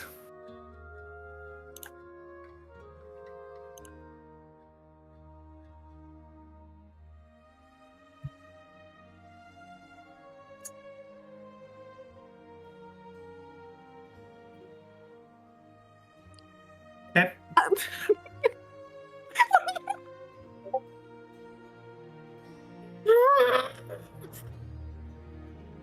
Take it back, can I take it back? I don't like these noises. Well, as soon as you speak it out loud, reality shifts a little bit. Just a strange, Don't do that again. unseen, unknowable shockwave that you can't even describe as a feeling emanates from your lips when you speak it, and it's the library, the glasses just kind of fall to the ground. And then Well, I guess that means I can check out all the books now. And I walk through. the glasses raise up off of the ground again and look towards you and shake their head no. Oh my gosh. Okay, note to self, never do that again. Do you have any books on necromancy? It kind of already at the end. It kind of nods, and then you see a book be pulled out from underneath the counter, and it hits the table, and a pen is picked up, and it underlines the word history, and then it underlines the word science, and then it underlines the word and then it draws an arrow from history and science to the word magic and underlines that, and then it writes out the word theory and X's it out. Okay. Interesting. Okay. And I thought the Dewey Decimal System was confusing. I'm gonna try to make sense of that and go about my day. Basically, history of magic, science of magic, no theory of magic in here. Yeah. Okay. Seraphina, you go to the first book that you find, and you pull it off of the shelf, and you open it up, and you look at it. Coningsby's Famous Goat Cheese, A History. Interesting. Part 40. Well, there is part 1. It's a deep, brother. That's a deep cut. Bro has to just make up random libraries. That's a deep cut, brother. I'm glad. That's a really good book one. Oh, brother, I remember. 20 minutes spent. Anywho, Okay, I want the story on this after session. Later. absolutely. So, go for it. I'm gonna enter as well at around this time, I guess. Okay. Yeah, because I was following him too. Mm-hmm. Alrighty. There are a couple of tables that you can sit down and peruse your selection if you'd like to as well. No, I'm just sitting on the ground. I assume I see the invisible teller sitting there. Yeah, the floating pair of glasses. You see a pen floating up in the air, writing in a book. The glasses kind of look up at you and nod. Hello, sir, madam, or otherwise unspecified. The pen waves side to side. Do you happen to have anything on cartography, maps specifically in this area? points to a section. Thank you. And that's where I head. Alrighty. What are you looking for? Just a map of the, current continent. Okay. Map the Empire, then. Or do you want the entire continent? The continent would be nice. Okay, cool. Give me a second. Got to edit a map. I don't know why I didn't think that you would want want one of these in a freaking library, but here you go. I will get back to you on that, okay? Cool. Who's doing something? I guess Scrit's gonna go up. Hi. He's looking up at the glasses. Nods at you. Do you have any info on and he's gonna think back to the name that the Archmago said. Black Razor? Is that it? It nods and points to a section. This appears to be the history section. Thank you. Nods again. And he's gonna walk towards that direction. Guess wherever it is. Easily done. Marcy. Yep. Any maps that you have of the entire continent aren't nearly as detailed, and it's just kind of like a general overview with territories. Got you. Okay. I'll certainly still take one of those. Cool. All right. In that case, I'm going to shoot that in your direction real fast. It has to save because it's a freaking 4K image. Yeah. Hopefully Discord doesn't have a baby trying to send it. Hey, there we go. Indeed. My DMs, I'm assuming? Yep. So just Has peep yet in to your send. DMs. It'll come through. There it is. There you go. That's basically all I needed. Yep. So the Dendorian Empire is all the way down south. I see. Well, this is still useful to have.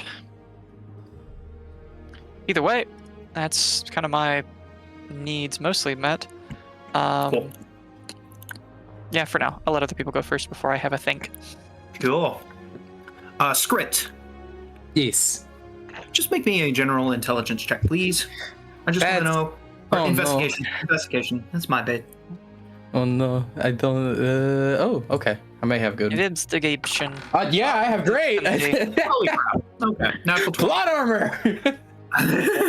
Indeed. Who needs armor of Agathis when you have plot armor this thick? Hey, to be fair, rat folk are amazing at scavenging and finding. Yeah. That's true.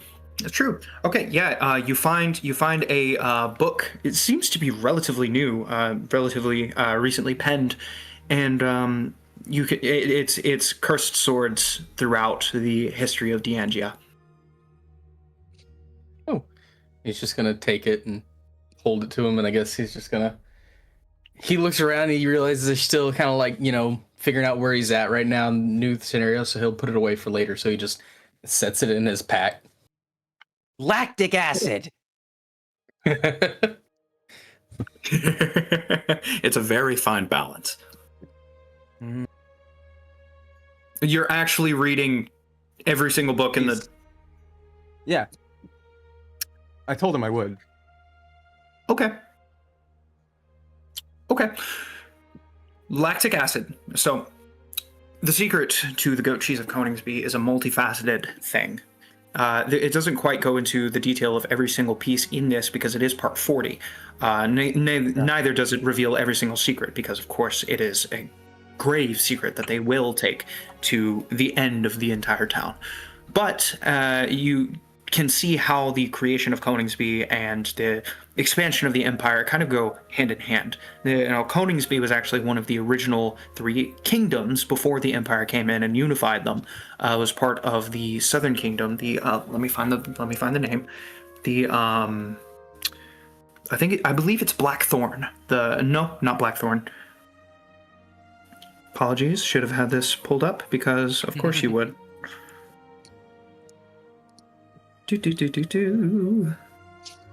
Dendorian Empire. Here we go. Or has to go to his library? I do. I have to go to Black Hawk. That's it. The kingdom. Yeah. There was the Dendorian Kingdom, the Renson Kingdom, and the Black Hawk Kingdom. And the Coningsby, land of Coningsby, was part of the Black Hawk Kingdom, and they have a proud history that is even longer than the history of the Empire itself. Whereas the Empire is only about 151, 152 years old, the Three Kingdoms were about 200-300 years older than that. It's mostly a bunch of laws. Interesting. You figure that most of them appear to be archaic as well. Next book, and I literally just get the next one off the shelf. All right, so this one actually goes into the consequences of using magic to grow crops for the goats and how it affects the cheese, and you just keep reading through. Dude, I'm eating this up. This is awesome. Alrighty, you have 38 volumes left. And so continues the legend of Coningsby cheese and taking an inordinate amount of time. Yep, sure does. Yeah. The end is never the end, brother. Either way. It's never the end. I would also like a detailed map of the Dendorian Empire, since that's where we're currently Easily done. I think we have one of, I mean, not detailed, but we have one of those in the Discord already. Yes. It's not quite detailed, but I can give you a much more detailed one. That's what I'm you know after. what? I never ended up labeling that one. That's crazy. That's my busy bee, dog. Yeah, you can get it to me whenever it's ready. I'm not too worried about the I sure will. exacts right now. I sure will. Ain't ready right now. That's fine. Well, with my 2 maps collected, I'm gonna just head on out, I guess. I'm gonna go up here Cool. and see what's up with this. All right, you continue your exploration. That door is locked. I see. Well, That I'll must be continue the second down. floor. Must be. I would actually do this first. I'm going to ask the lady if I could purchase these or if I'm just checking them out. The glasses look up at you and kind of pause for a moment, and then look down and quickly scribble out a little square with a triangle on top with a little window. It's a house, and then a little arrow pointing out of the house and the book, and just draws an X and scribbles it out. Ah, I see. Oh, you sure? I say to the glasses. Copy it. I look up from my book. It takes a long time to do that. We have a long time. Get to it. It raises the pen up, and then kind of taps on the table, and the door to the library just opens up, and you can hear a kind of come in, and you can see a floating bow tie and a floating monocle kind of step in, and the book is taken from your hands, and the monocle kind of holds it open, and the bow tie grabs a pen and a sheet of paper and just starts rapidly copying it. And within about 2 minutes, it has copied the map pretty much one for one, just in black and white, and hands it to you. Oh, well, thank you. That'll do quite nicely. And I kind of tip my hat to the monocle, to the bow tie, and then to the floating glasses. All 3 of them kind of like bob up and down back at you. Well, thank you. Well, if y'all need me, I'm going fishing. And I just go out. I know where the entrance is. I'm off. Yep. To the winds with me. So, you step out of the.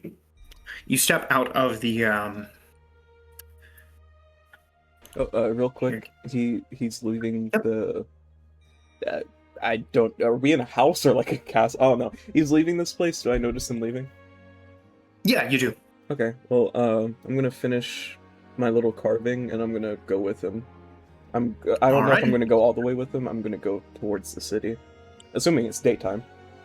So as you step out, you're immediately hit by a sea breeze. You can hear the very, very distant crash of waves. As you look around, I'm going to show everybody this really quick. See a massive fortress behind you that apparently you had just been in. You can see little floating helmets walking along the top of the top of the walls. No, there's nobody wearing them. They're just floating helmets.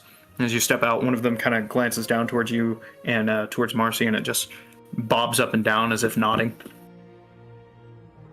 And then at the end of a pathway that kind of winds down, this fortress is on top of a hill, right at the foothills of a couple of kind of small-ish mountains. Looks like it would take about an hour or so to hike up. There is a road that kind of winds down to sea level to a quaint little kind of a town, kind of a village, maybe a little bit bigger than that. Where are you going, Marcy?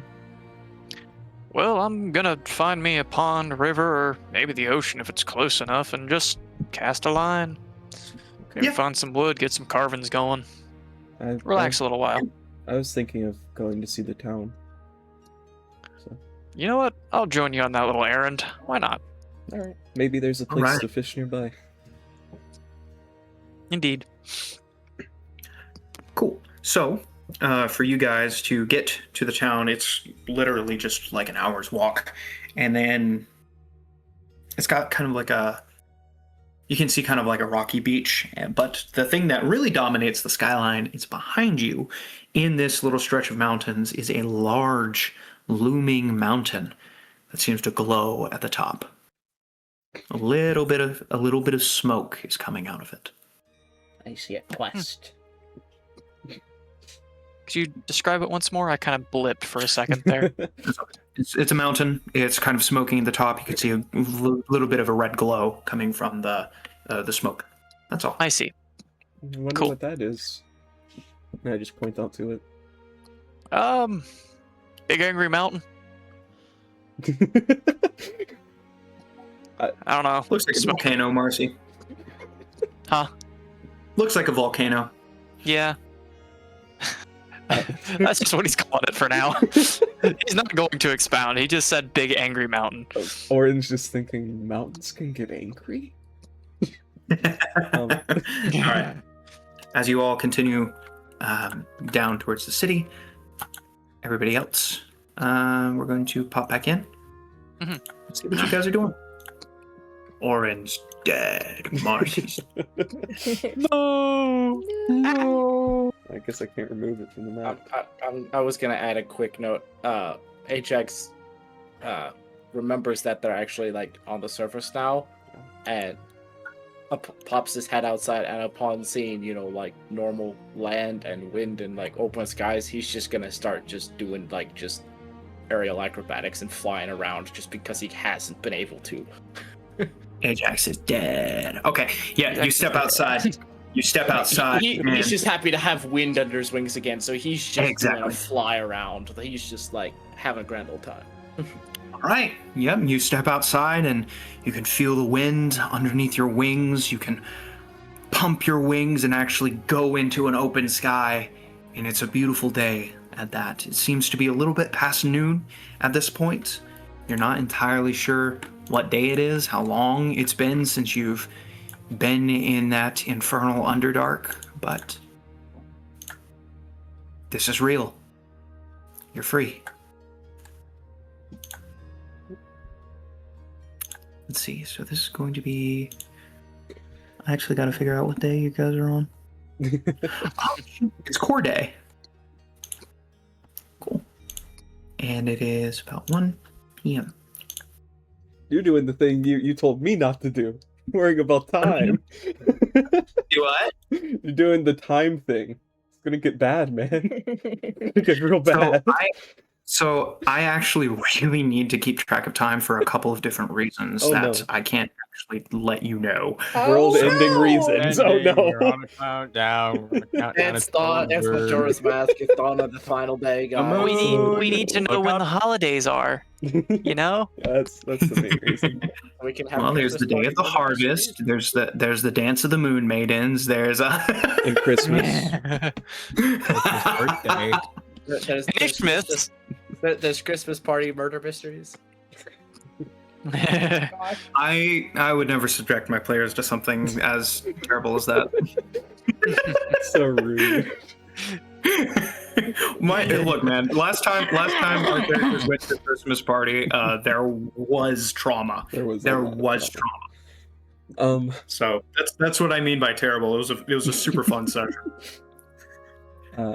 Real quick, in character, Marcy, why aren't you in the Feywild? To be honest, I don't know. I grew up on the Therian Island. I just lived my life. That's kind of what we Centaur do. We don't really question much, at least not the people who are more traditionally inclined, I guess you could say. We just live life. We don't really worry about the small details, big details. I mean, of course, we worry about them when they're necessary, but for the most part, we just live. I don't know. I've heard about you before. I just thought you were all in the Feywild. I mean, we are obviously, and he kind of points down to his horse half, creatures of the Feywild, but how much do I know about this? I guess I would know about our... You're not necessarily intimately familiar with it, but some of the older centaurs have visited and come back with tales of the Feywild. Basically, it's a flip of this world. Everything that exists in this world exists in the Feywild, but exaggerated, bigger, stranger, and more fantastic. The forests are bigger, they're taller, the animal life is more wacky, for lack of a better term, and of course, it's ruled by the Fae, the four different courts of the Fae, the summer, spring, winter, and fall courts. Mm-hmm. Makes simultaneously more whimsical and more strict than the real world, just depending on how your interactions with the Fae go. Makes sense. Have you ever been to the Feywild before? That is a good question. My bad. Out of character, I don't know if I would have been, honestly. I don't think so. No, I don't think he would have. No, not really. I stuck to my home, what I knew. That's why I'm not a real fan of our current situation, but I'll take this. And he kind of, stamps one of his hooves against the ground. Mm-hmm. I'll take that.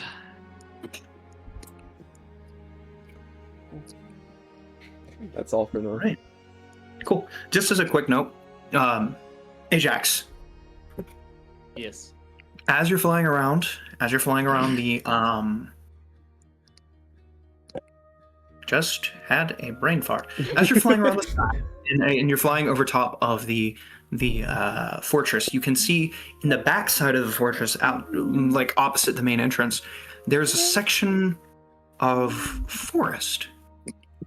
And it appears to be fenced in by this strange multicolored it's a white fence, and each of the fence posts almost looks like an ornate spear that comes out of the ground, and then there's a single point at the top and then two little offshoots that kind of curl around to make almost like a three-pronged, it looks like a trident if you took the two of the other prongs and kind of curled them down, if that makes sense.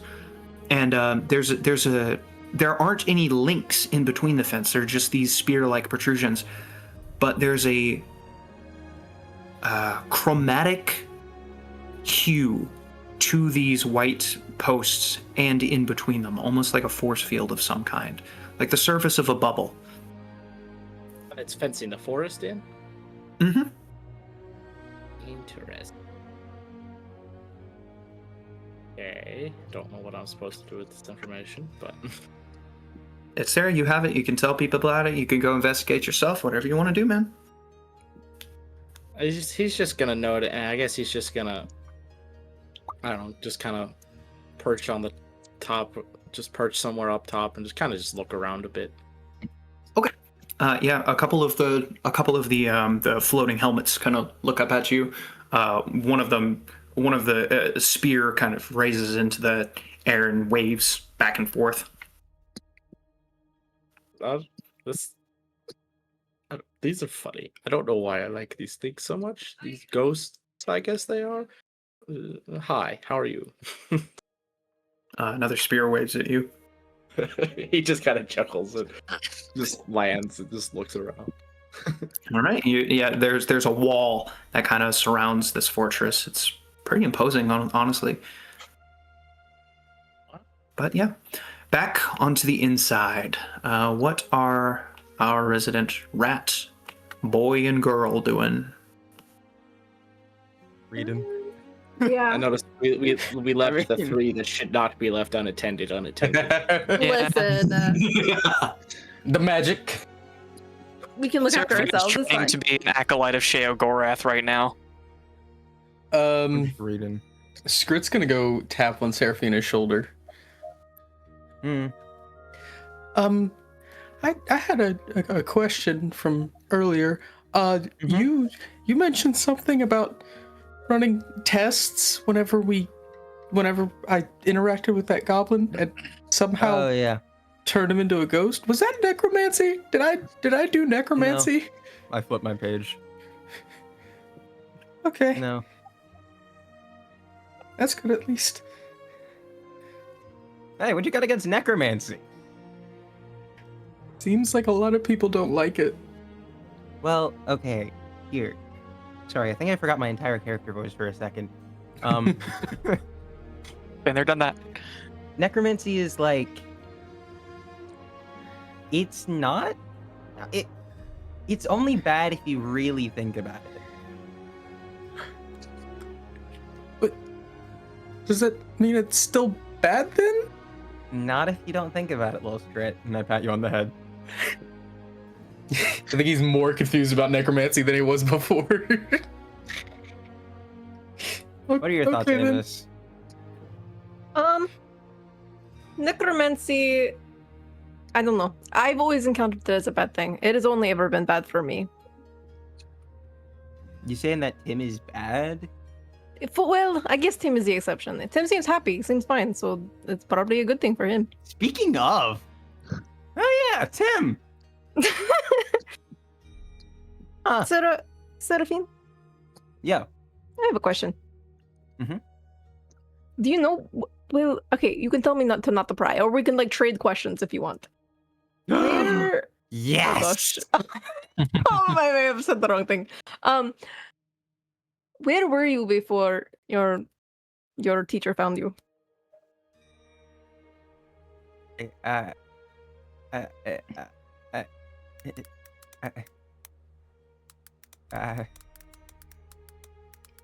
Let's not trade questions. Then I read my book. Okay. I'll ask a different question. That one was maybe too personal. What motivates you to do necromancy? Gonna have to skip that one too. I have a feeling I might be having the same thing as soon as you ask me one. Skrit. What motivates you? Yes.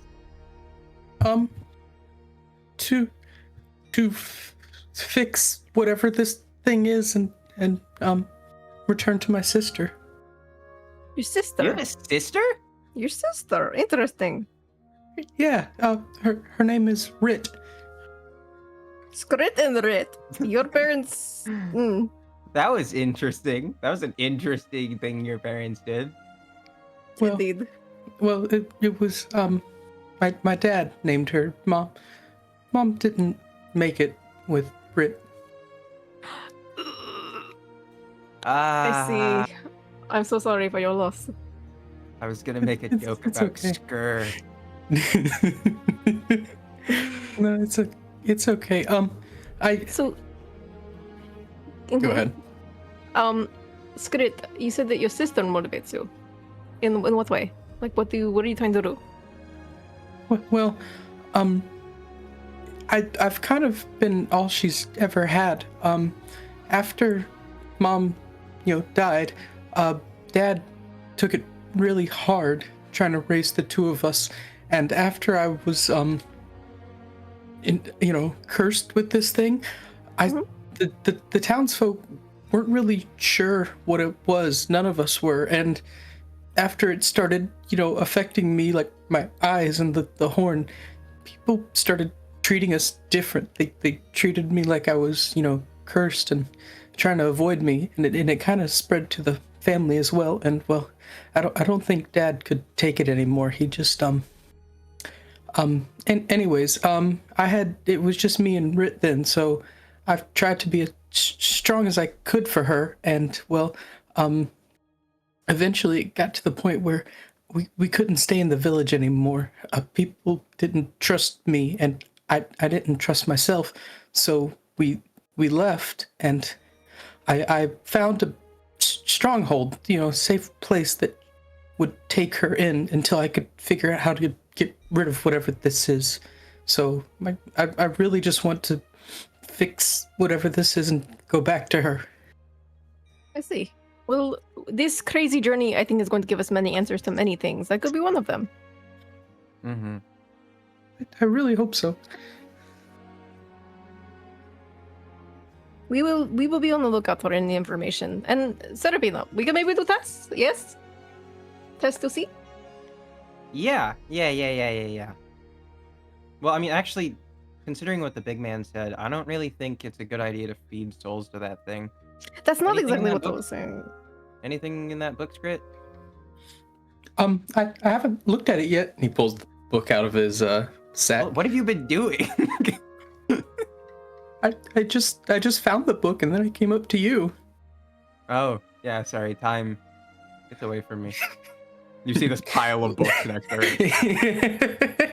You're a fast reader, huh? Well, it's all I ever did. I only got to read the few things we dug up in old caves and stuff, so there wasn't like a whole lot available. I assume not much in your language. I just prefer to play with my siblings and over reading. What? Whoa, what? You have siblings too? Yeah, I have a couple of them. But we always preferred, I don't know, messing around or doing whatever in our free time besides the reading. There was books, but they were always on history and boring things. But now I'm much more of a reader. I pretty much I try to read anything I get my hands on. That sounds cool. Yeah, I read a lot. Anyway, Oh, yeah. And he starts flipping through the book, trying to find any pages, like the one that talks about the Black Razor, if he can find it. Okay. So you eventually do find a little entry for the Black Razor. It is described as a shard of the plane of negative energy given form. It is described as hungering. It is described as sentient. And it is described as ambitious. It tells you of a quick history of the Black Razor. There's large gaps missing from it. It tells it about 2,000 years of the Black Razor's history from the time that it was first recorded in the material plane. Then it skips about 500 years or so, and it came across another user. But each one of the entries that you see mention it being whole, a single blade. It doesn't mention anything about shards or shattering.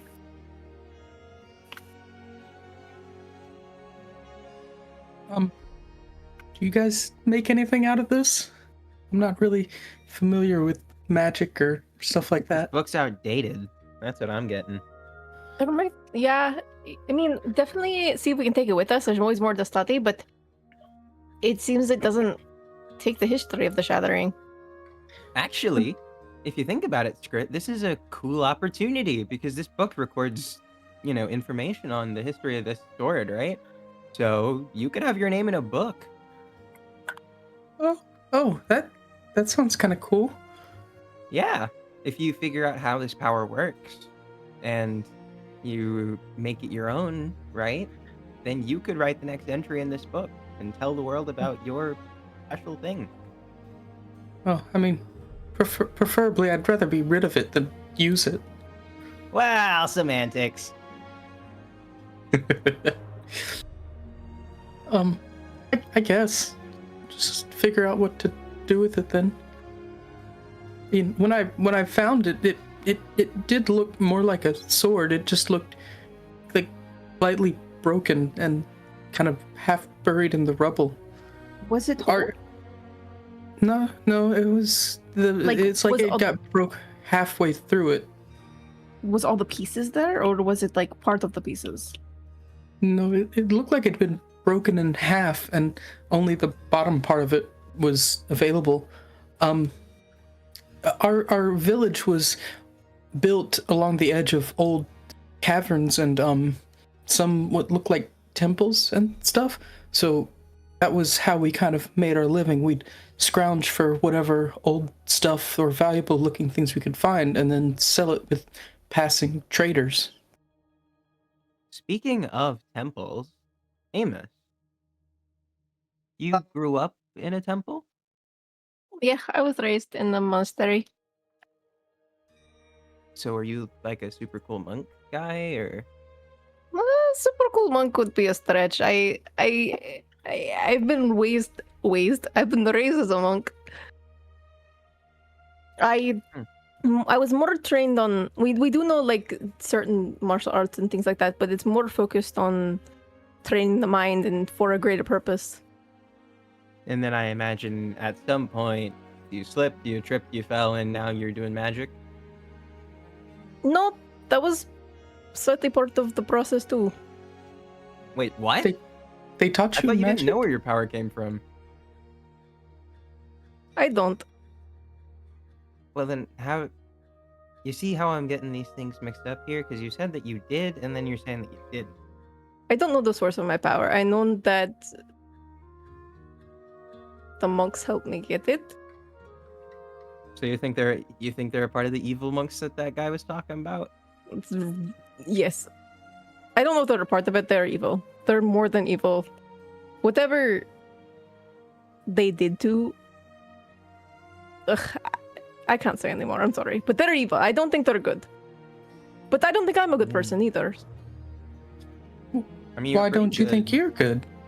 Yeah, you're all right. I mean, you've been nice to all of us. Yeah, you're not the worst person I've ever met.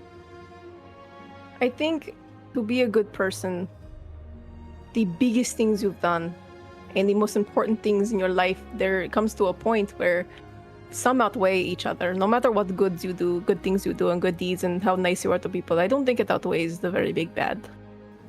I think evil depends on who's looking at you.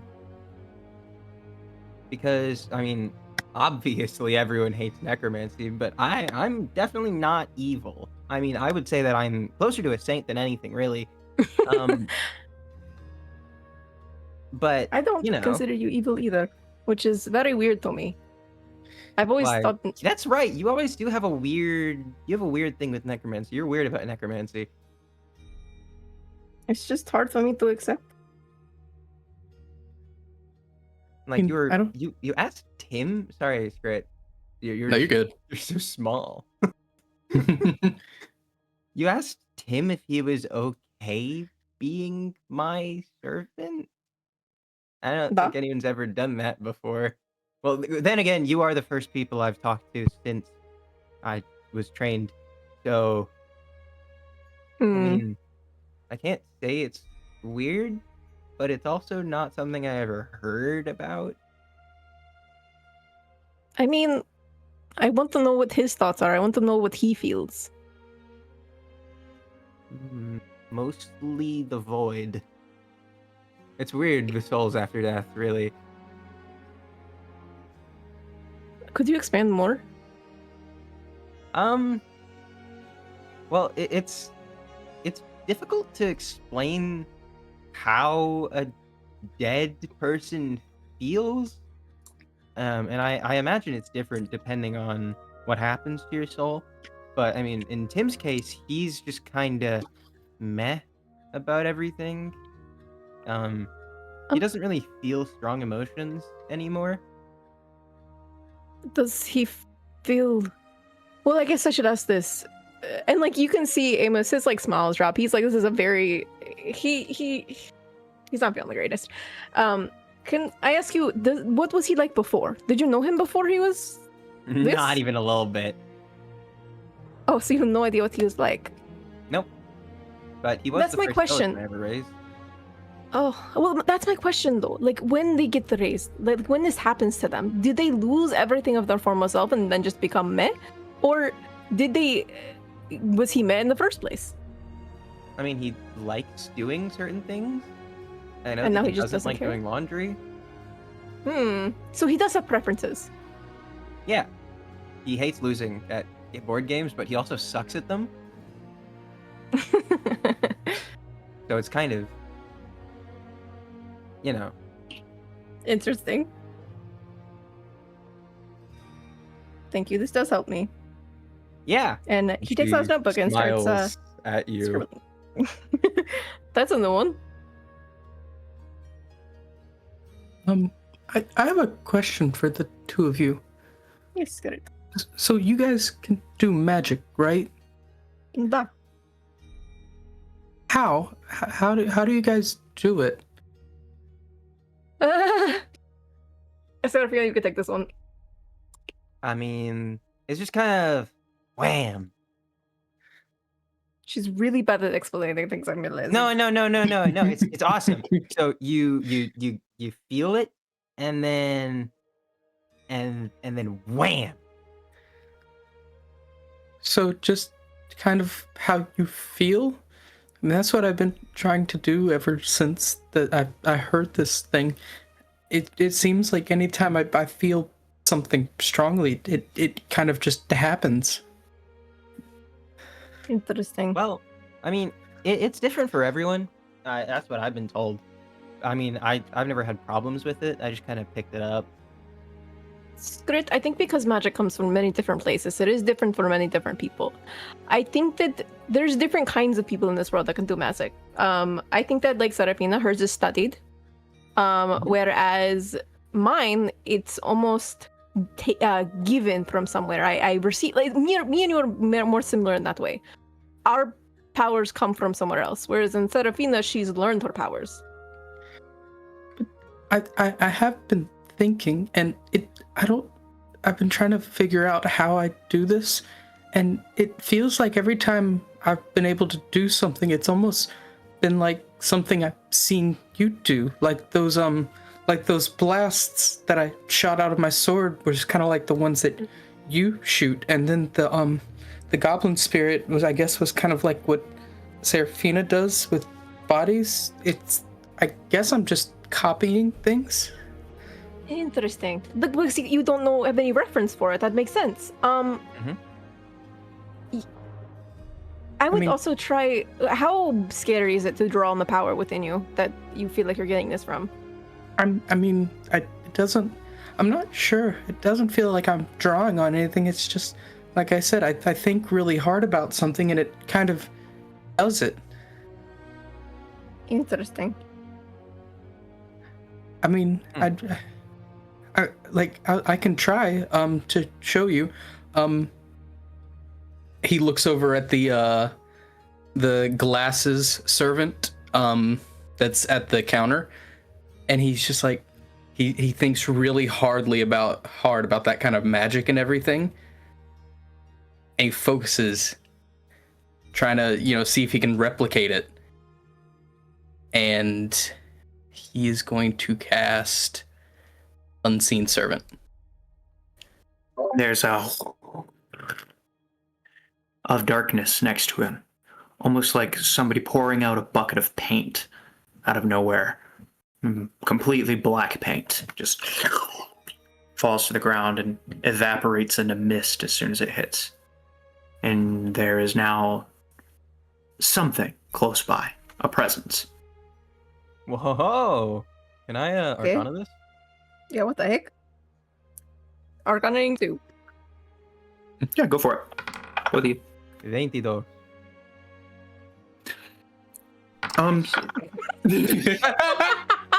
22 and Polar opposites.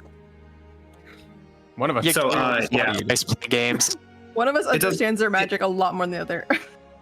So here's the scary thing about it, right?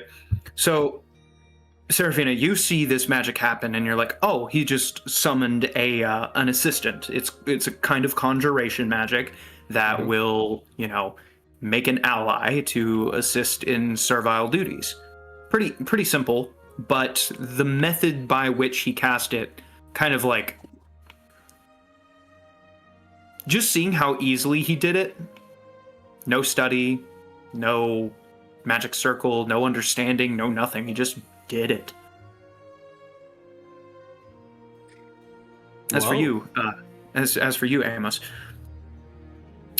you can see the lattice of magical energy that is a humanoid figure appear and then kind of slowly fade. But it's still there. You just didn't, and then you look back towards where the librarian is, and you can see another, ever so slightly visible, faint humanoid outline made out of pinpoints and lines. Amos, what are you looking at? Apparently, magic has shape. My notebook rises from my bag. The guy back in he said that it was something he called it the Matrix. But every single time I see magic cast, I see the actual magic being formed. Like right now, I see a visible person. What? Grit's kind of looking over at the unseen servant he made, still kind of shocked that it worked, but then kind of like looking at them. Like this is what I mean. It just I feel like I'm just copying things. But that's crazy, Skrit. That's still amazing. That's awesome. Yeah, so Serafina, you do know about magical matrices. It's one of the foundations of arcane-based magical casting. Well, it's really the foundation of any magical casting. It's how the weave is translated into physical reality via a matrix. It's not visible. It's a theoretical concept. Hey, Amos? Yep. I hate you. What the? Why? What did I do? I tried my best. I'm sorry. I don't mean. Hey, you don't need to be mean. No, Skrit, this isn't like a hatred hate. It's more like a jealousy hate. What did I do? Is this because I can Why see can magic? you see it? I don't know. I would like to know that just as much as you do, and it might tell me what I'm trying to do. I'm trying to find. Well, okay. What is everybody's? I guess we can talk about goals, but because Serafina, it's fine if you want to tell. My goal is I'm trying to find my siblings. They're lost right now. I don't know where they are, but I'm trying to find them, and I don't know exactly where they are, but I need help in finding them. So, Skrit, you need help in getting whatever, or figuring out more about the crazy sword that's inside your body. Serafina has an unknown goal, which we can help her with, even if she doesn't want to tell us. I want to become a lich. Well, any other short-term goal besides that one? Oh, yeah. What's no, a I can't lich? tell you that. Undying, immortal, undead. Huh. So I guess that's kind of cool, but wouldn't it get like boring or lonely?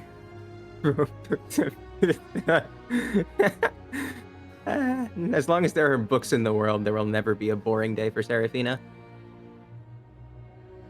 Just kind of sounds a bit sad. Well,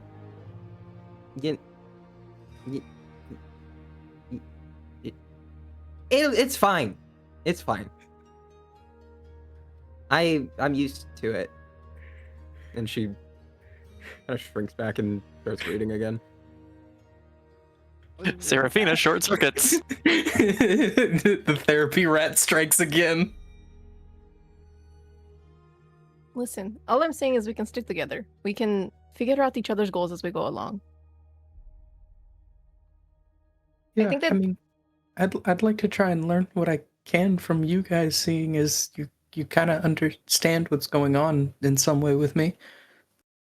I think that I'm now traveling with you guys, not out of random crazy circumstances, but out of choice now. I think that this is a good party we've joined.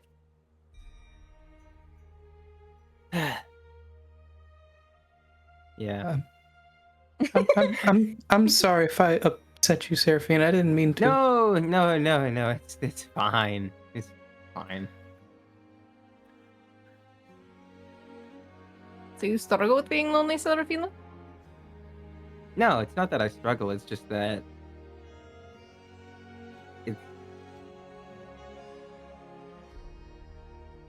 people used to make fun of me for it.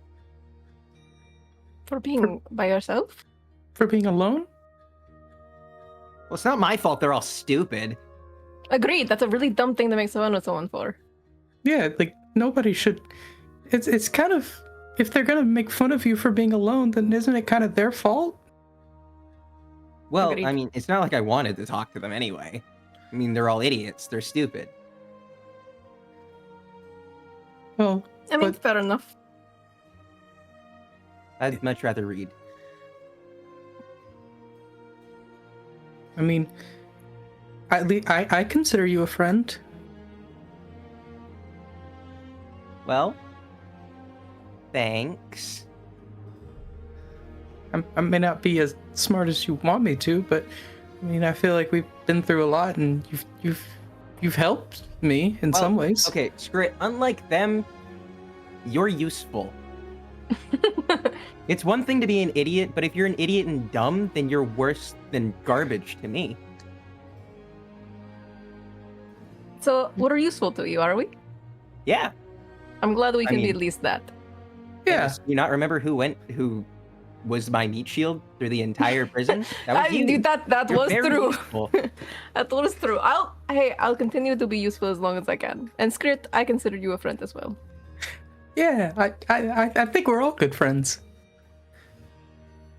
I will accept being a meat shield for right now. Yeah, That's you as take much a lot as more damage Seraphine.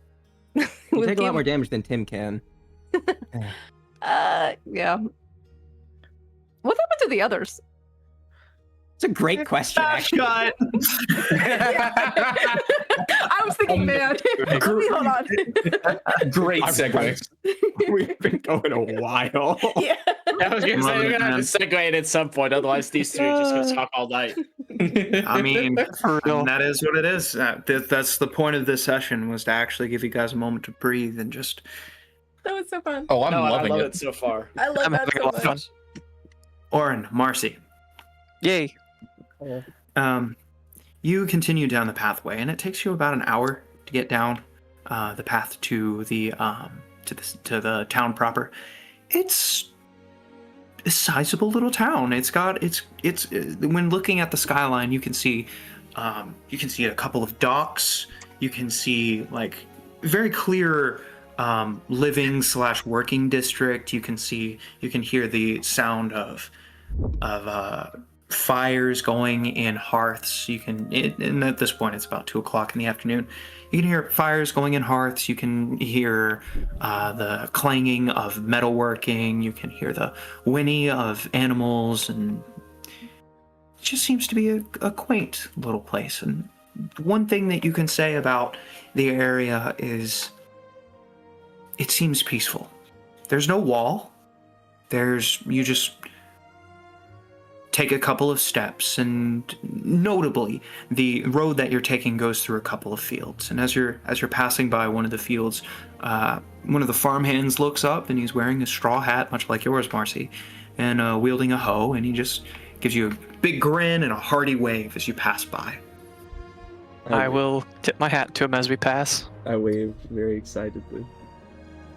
All right, you step, and then after a while traveling through these fields, you eventually realize that the farmhouses and stables have transitioned cleanly into tanneries and blacksmiths. You appear to be walking into a crafting district of some kind. Most of the buildings here are 2 stories. You can see that the bottom section is like a shop. Family-owned blacksmith here, a little tavern there, and it just seems very relaxed, very peaceful. Everybody seems to be happy. There's a couple of ornery-looking old fishermen that wind-chapped cheeks and kind of ruddy skin complexion from hard life on the sea here and there, but just as many you see jolly-looking sailors and just craftsmen. You get a lot of waves. Don't seem to be any guards around. Doesn't appear to be that way, no. I just say to Marcy, I guess they don't have a need for protection because of Horus. It would seem something like that, yeah. Do you want to ask any of the... Oh. What? Morning. I turned to that sound. You can see a bent over old man. If you've ever seen the Hunchback of Notre Dame, he looks like the guy who escaped the cage and then immediately fell into the stocks. This super wiry, kind of crazy facial hair and wind-blown, frizzy shock of white hair on his head, and he has a kind of almost like a button nose and jolly cheeks, and he gives you a grin as he's bent over. Yeah, exactly that guy right there. That you just said. I've used that before, so I knew what to look for. Yeah. And he has a cane, and he puts all of his weight on it and kind of swings his legs, and you notice he's elven. He has pointed ears. And you glance around, and all of a sudden you realize that, oh, there's a Goliath over there. There's a tiefling. There's a halfling and a gnome. And there are just as many of these sentient races as there are humans. They seem to be intermingling and speaking with each other and laughing. No prejudice in sight. As the man kind of puts his cane on the ground and swings himself and puts the cane on the ground. Hello! Oh my goodness gracious! You are just an interesting couple, aren't you? You're a centaur. Are you from Lichter's garden? Well, we came from Mr. Horus's castle. We were transported. Yes, the Archmagos Horus Lichter. And he kind of closes his eyes and bows his head. He has done great things for our little village here. It is why we can live so carefree. Now, yes, but in the back, he has a garden back there. It's called Lichter's Garden, and he keeps all manner of fine fey folk back there. They're loyal to him and help him continue on his magical research and the like. And in return, he gives them a place to stay. Wonderful people. They visit the town down here every once in a while when they get the opportunity to, of course. Anyway, what brings you to here? Well, kind of just the nearest town around. I was just kind of gonna poke around, go fishing, maybe do some wood carving after. It's exploring. It looks nice here, peaceful. Who are you? Oh, thank you. Oh, my name is Phlegos. Plagos. Are you like the Plagos. town greeter, or you just a kind guy trying to say Oh, hi? I'm just an old man who's too nosy for his own good. Okay. How old are you? You're an elf. I am 250 years old. Is that old for an elf? Fairly. They can start getting gray around this time, but it's kind of rare to see one who is hunched over and elderly looking. With my knowledge of don't. elves, like, does this seem weird? Like suspicious? It does.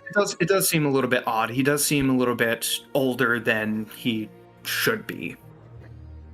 Okay. Should I like roll something like Arcana to see if something weird is going on here? Sure, go for it. Because this seems like I'm very suspicious of this. Arcana. Not terrible. 13. Okay. You're not sure. It just appears that he's older than he should be. Seems cheerful enough, though. You well, or no, you look old for your age. Oh, yes, well, he kind of gets a little bit of a sad look in his eye. It's a bit of a long story, but suffice to say that there was someone I cared about who was cursed to die before their time. And I stepped in and took the curse for them, and it aged me rapidly, but my lifespan was much longer than hers, I tell you that. Oh wow. Yes. What happened to I her? lost.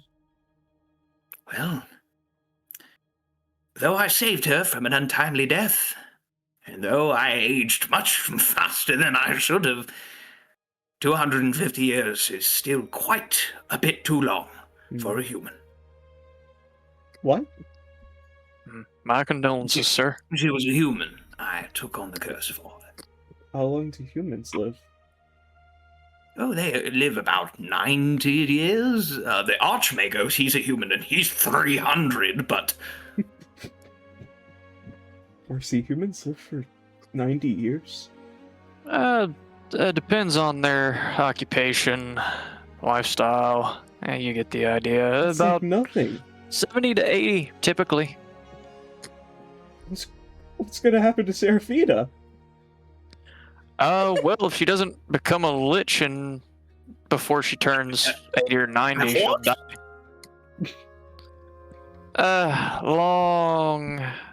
Well, that's a long story. I apologize. You are acquainted with somebody who, in their actual desires, wish to become a lich?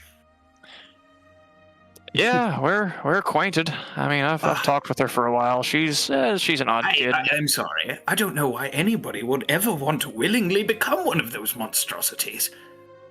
I don't either, but you know that she seems spirited about it. She seems to have thought it through and likes the idea. So, I mean, what? Yeah. That doesn't make any sense. You throw away everything to become a lich. Yeah, and I'm half a man, half a horse. Not much makes sense around here. No. You throw away your emotions, you throw away your feelings, you throw away your humanity, and you destroy your soul. You know, honestly, I wouldn't be surprised if she found a way around all that. She's actually quite a talented kid. Oh, apologies. I must be on my way. If there's anything, real quick. If there's anything, I'm sorry. I cannot. Oh. Just bad memories. Okay. Is he just like walking away? He looks about too, but he's giving you a little bit of attention right now, Arin. Are there any other like towns around here, or is this the only place on the island? This is the only place on the island. The town of Vorul. Do I know that name? It's on your map. Oh yeah, my map. Heckin'. So, yeah. I have one. I have one for you. It's not pretty. Deal. That's fine, bro. It's in black and white on my end anyhow, so heck do I know. That's right. All right. This one is the map of the Empire specifically, the one that actually has, stuff like that. Towns and stuff. Thank you, Plagueis. Oh, wonderful, Sorry wonderful. to bring up bad memories. It's all right. Just the one who cursed Angeline was a lich. Did you ever get revenge on him? No, he's still around here somewhere. It's on the Archmagos' list of the long list of things that he's going to take care of, but where did it happen? Alas. It was back when the Lich had a little bit more power than he currently does, about 200 years ago, give or take. Before the Empire, when it was still the Three Kingdoms, and he was attacking the kingdom. And I was part of the military, and, well...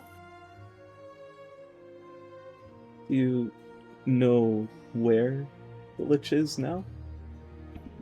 If it were that easy, the Archmagos would have destroyed him already. I suppose that's true. Well, I'll remember this and see if our party wants to take care of this lich. That makes sense. That makes sense. Make sure that your friend truly knows what she's getting into. Well, I worry. if she I worry sees for that lich, people she who- might change her mind if he's that bad of a If she person. sees the lich, she will die.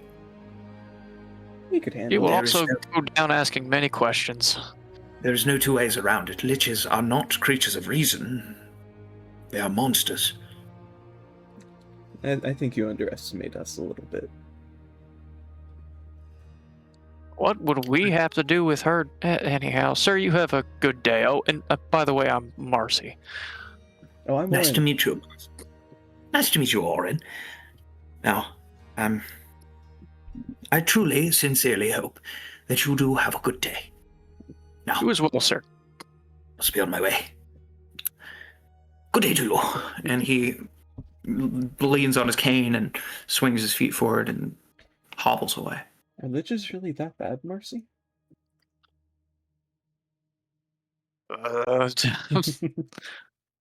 I mean, I guess he seems pretty adamant on the whole scope of things. So Why do you I'd think? imagine so. Why do you think Serafina wants to become a lich? Well, to be honest, as far as I'm aware, it seems like the pinnacle of necromancy. It's kind of what she'd go for, I'd reckon. Hmm. I mean, to raise yourself from the dead, that's quite the achievement. I'm not sure I really... Serafina seems really nice, but Yeah. I kind of have some baggage with necromancers. My whole party... I don't know if they're alive or dead, but they got taken out by necromancers, and I was in a storm for over a year because of necromancers, so it's kind of a little traumatic, but... Yeah, that's understandable. Looks like we have pretty similar stories, though. I used to have a party too. Then some ethereal craziness happened, and now I'm here. You don't For, know how terrible it lack is of to be in the explanation. middle of the ocean while it's thundering and raining for over a year. Oh, do I not? Oh, do I not? Even Do though you I know? spent like years on that stupid tiny boat with my brother, who I do love. Let me get it straight. My brother is a wonderful man, but my goodness, there's Oren, daggum waves. Oren looks a little excited to be able to share this. So you know about the vertigo you were constantly feeling while on the boat?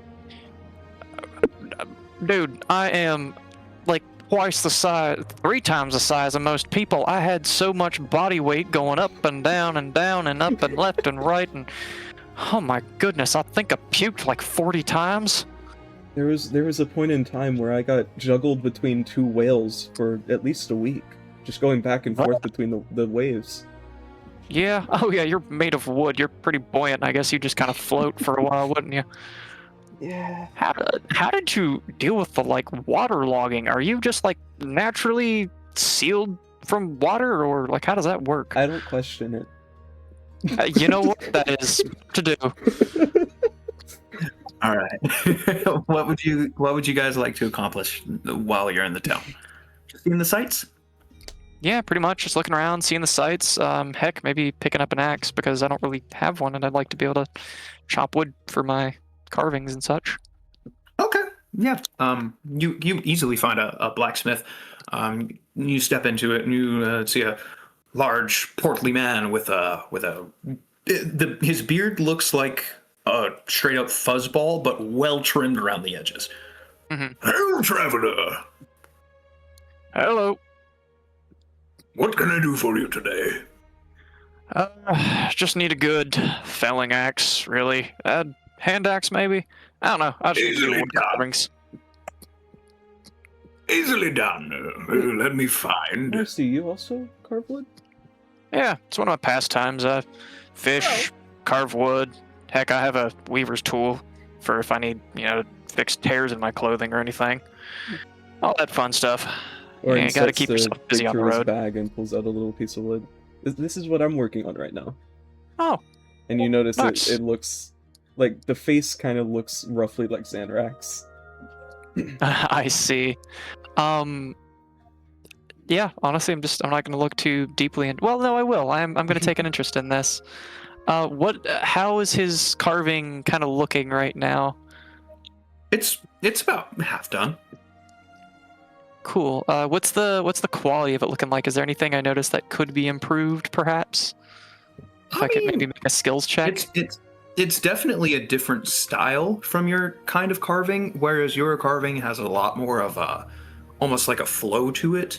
His appears to be more focused on. The best way I can describe it is, whereas your carving has like a kind of fey artistry to it, his is sticking more to a realistic capturing, almost like a literal object made out of the wood. Both have their merits. Indeed. But his workmanship is It's pretty good. is good. Yeah, cool. It's really good. Do you think you could show me some of your work sometime? Yeah, if I get the time for it. And daggum, I gotta say, you're pretty good at that. Quite good, actually. I did it for a couple decades. Well, that'll sure do it. Yeah. I've barely been at it for 1.5 myself, but now you learn. Alrighty, here we are. And the portly man comes out back from the back and carrying a decent looking hand axe and places it down. We've had a good shipment of iron in recently, so I'll give you a slight discount. He gives you winks at you. 4 gold. Easily enough. Oh, thank you, sir. I hand him the 4 gold. Wonderful. Go ahead and mark that off. I'm going to do a quick insight check. Was he being real with me on that one? Go for it. Roll insight. I would like to see. With an 18, it seems like, yes, they did get a good shipment of iron. To take off 20% for just that's a lot. Seems like he's just being nice. Yeah, fair enough. Well, thank you, sir, and I tip my hat to him. Think nothing of it, centaur friend. What does this guy look like? Big, portly, big belly, bushy, or like a poofy beard. I mean, that just like, kinds of what race? What species? Oh, sorry? this one's he's a human, tan skin, black hair, and kind of like salt and pepper, just a little bit. After we're done, I just say thanks and I wave. Gives a big wave to you as well. Marcy, Cool. I don't know if you noticed, but there's a lot of fishermen around. If you want to ask them about any good fishing spots. I mean, maybe I'll talk with them about it for a while, but honestly, I'm just gonna go find a little pond out somewhere. That's the way I Okay. typically do it. Little pond, river, something like that. I'm gonna. Just fish for a while. While you're doing that, I'm gonna see if I can find somewhere selling some herbs, maybe. Cool. And if I can be real with you, honestly, the fishing ain't about the fish. It's just the relaxing, honestly. Really? Just being near the Anywho's- water? Yeah, pretty much being near the water, out in nature, and all that fun stuff. It's quite nice. Either way, I think I'm gonna go do some of that for myself now, if you don't mind. Okay. I'll see you later. Guess I'll we see you part around. ways. Indeed. I'll come back here around probably dusk. I'll probably either be around if I'm not here at dusk. I'm probably just in the forest somewhere. Yeah, if anyone's not here, I'll go back to the fortress there, and I guess I'll find a room and sleep. I'm gonna good. go Wait. look for a herb shop if there are any. Luke. Cool. Yeah, no worries. You don't find any in the immediate crafting district, but as you get a little bit deeper into the town, you can start smelling the scent of baking bread and just nicer smells than the tanning hides and the smoke of the forges, and you start to notice more of a relaxed, nature-y kind of area. There are many more plants that are growing in between the little roads. The roads are paved with like flagstone instead of full-on cobbling, so you can see tiny little blades of grass poking up between the little flagstones, and in one tucked away in one corner you can see vines growing up the side of the building, and there's like an archway over the door. It's an apothecary. Okay, I'm gonna head inside. You open up the door, there's a little ding, ding, ding, ding as the bell rings. Shut the door behind you, and you can see a couple of see like a man with one of his eyes kind of bulging out and a long hook nose, and he's kind of leaning in very, very close to what looks like a beat of some kind of stroking his chin. And there's another patron across the way that like a larger lady who's just grinning and rosy cheeked, and she has a basket and she's just placing different herbs in it. And then right in front of you, behind the counter, is a tall elven man who has like blonde hair, and he wears completely circular glasses, and he just grins at you. Well, hi there, stranger. I did not expect that voice. Hi, I'm looking for... I don't know what the name of the herbs would be, so I'm just this, and this. Looking... What? How much were the herbs you said I needed for good berry? So it's going to be 1 gold piece worth of herbs per casting, and we're going to say that each... it's going to be like a pouch full. So the pouch could weigh about, I don't know, half a pound stuffed full of herbs. I just say like what I think would be roughly about a gold piece, and then I'm also looking for the herbs needed to craft potions of healing. Oh, wonderful. Yeah, we keep those in stock. Now, we don't have to use them too often because, well, you know how it is. But every once in a while, one of them fishermen's getting an accident and you just have to use it. Now, let me go get those for you. I'll be right back. And he goes around the back. And the hook-nosed man stands up and goes, "Ah, this is not quality. This is not what I'm looking for. No. And he exits the shop. The woman just chuckles to herself. Absolutely drama queen. And just keeps filling up her basket. I'm gonna look over to what he was shopping at. It just kind of looks like shriveled beets, like with little root tendrils coming off. They're labeled violet root. He really particular about his herbs? He just likes to complain. I'm just gonna wait patiently for the guy to return. All right. A couple of minutes pass, and he opens up the door to the back, carrying 2 pouches. Alrighty. Now this pouch right here. And he places it down in front of you. Now this is what you're gonna be. Now keep in mind, I understand that a lot of people use this to cast that special magic that makes them berries appear. Now I want you to understand something, that the herbs in this pouch, they got a shelf life right now. So you're gonna want to use them within the month, or else they start to go bad and be less effective when you cast them. You understand me, young man? Yeah, thanks. Wonderful. And right here, this is the herbs that you're going to need to craft the potions of healing. Huh? Can I get anything else for you today, sir? Other than that, I was just wondering if you know any good places around here where I could try my luck foraging. Oh, well, I would actually say that the best place to forage is actually Mr. Archmagos' forest in the back there. He's got a garden back there. It's beautiful. Sometimes he holds little parties back there. Oh, the fairies are just a treat. You should just try some of their sweets. I don't even know how they manage to bake. They're so tiny. But anyways, yeah, if you want to go foraging, right around there is where you're going to find something good, bro. Alright, thanks so much. Oh, you are welcome. How much is all of this? And while he's telling me the price, I'd like to just inspect them with like a nature check, if that's alright.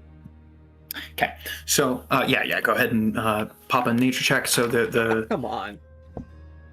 with an 8, I mean they seem good enough. You know herbs, you know nature. They'll work. But he's serious about the shelf life on the. So in total, it's going to be 26 gold pieces. All right, I hand that right on over. Alrighty, can I get you anything else today? No, that's it. Thank you so much, and thanks for telling me about the forest. Thank you so much. You have a wonderful day and enjoy your stay in Vorul. All right. Thank you. And I just head out the door. Gives you a jaunty wave. Door shuts behind you. That's probably. Orin will head towards the direction of the forest, but that's gonna be all he's gonna do. Alrighty. Ajax, what would you like to be doing with the unseen servants on the wall? Well, I actually had an idea. After he just looks around for a bit, he's gonna see. I mean, this is like a fortress area, so he's wondering: is there an armory anywhere that he can go look at just to see what they got? So the fortress itself, you can't see like an actual armory on the grounds of the fortress itself. Okay. It would likely be somewhere inside of the fortress. Well, in that Within case, he's just gonna. this is gonna be wild and kind of weird, but can he spar with some of the guards? Absolutely, they suck. They are awful. They do not have the strength to hold the spear. You let one of them get a hit in on you out of pity, and it feels like a stiff breeze. You're knocking them. They don't have any physical substance. You're not sure why they're here. Okay. He finds all of this entertaining. Like he doesn't understand the floating nonsense, but after the week and stuff he doesn't question anymore. He just finds it entertaining by this point. He's just happy to be in the outside air. All right, awesome, man. Yeah, it's fresh, it's beautiful, and before you know it, the sun is starting to dip in the sky. Nice. Yeah. So, Marcy and Orin. Orin, you take another hour to get back up top while Ajax is sparring, and you can actually hear the sound of the sparring on top of the roof. I just look up. I see him. You do. He flies up every once in a while. I assume he doesn't notice me. I just head towards the forest, I guess. Well, you said, what time is it around? At this point, it's about 3 o'clock in the afternoon. Yeah, I probably have time in the forest. Cool. You make your way to the forest. It's not a very long walk, maybe about 10 minutes. And you see what Ajax saw earlier, the white spears that are just lodged in the ground with a multicolored rainbow hue across the entire thing. No actual fence links. But as you approach, seems as if two of the spears just out of the ground raise up into the air and allow you to pass underneath them. That's cool. All right, I pass underneath. All right, you do so. As you step through, they close behind you, and when they do, boom! It's like you stepped into twilight. There are fireflies all around. There are massive trees. We're talking about 10, 20 feet in diameter, these trunks, and they just rise up into the sky, which appears to be at dusk, even though it was only, 3 o'clock, but it seems to be the setting of the sun in this interesting twilight area. Huh. You hear some music, you hear some giggling, you hear the splashing of water, and you notice that you're standing on a path of pure white stone. Oh no. Alright. He's just a little cautious, but he's gonna keep walking into the forest. Alright, you do so. You step through, and it's a curated garden. There are neatly trimmed bushes to the left and the right of the path, but as soon as you get about 5-6 feet away from the path on either side, it just turns into untamed wilderness. And then you see a silhouette just through the forest, through the trees, starting in between, and it stops. Turns and looks at you, and then kind of gives you a wave. It's a centaur. I wave back. Just gives you a nod and off into the trees. Okay. Yeah, okay, Orin's just gonna go into the wildlife, like you said, and he's gonna see if he can find any more herbs for more healing potions. In that case, that's going to be a survival check, please. Alrighty. I'm good at this. Yes. Nice. Yes, I'm going to say that you find enough herbs for, we'll say 4 more doses of herbs over the course of the next 3 hours or so of foraging. Alright. How much do you think that equates to? So, in total, you bought 1 dose and you found 4, so you have 5 quote-unquote doses. In terms of gold value, it's 25 gold per dose. Okay, so each dose is enough for 1 potion of healing. That's what you're saying? That is correct. Okay. That is correct. Keep it simple. So then, quick question about like the how many doses do you think would equal 1 potion of greater healing? 2 doses for 1 potion of greater healing? So, the crafting of greater healing potions is an arcane secret that you would have to find. Yeah. Man. Okay, well, it is currently unknown to you, but that's regular a good thing healing for me to potions. try and figure out then. Yep. All right. Well, that's good to know. After those 3 hours pass, he thinks he's done enough, and he's gonna head back. All right, you hear. You look through the trees, and a giant hand with hairy fingers grabs onto one of the trees and kind of peers over. Oh. 25 feet tall. Is it looking at It's me? a cyclops. Looks down at you. Hello there, tree man. Hello. Where is this place? This is Lichter's garden. How large is it? Well, from the outside, it's not that large, but on the inside, it's much bigger. Okay. It's Artist. really nice in here. Hello, fellow nerd. Thank you. Well, it's my home, so it makes me happy to hear you saying that. Have you seen Shire Hill around here? Who? Shire Hill, the ferry. No, I saw a centaur though. Centaur. No, what are they doing in my section of the woods? Well, I'm getting mighty hungry, and I was just thinking that it's dinner time, and Shire Hill hasn't brought me my food. Huh. Well, no matter. I'd probably get in trouble if I tried to eat you, not to mention the splinters. Yeah, I don't think I'm very nutritious. I don't think so, either. Do you have a No. house around here? I live in a cave not too far from here. What's your name? Shockjaw.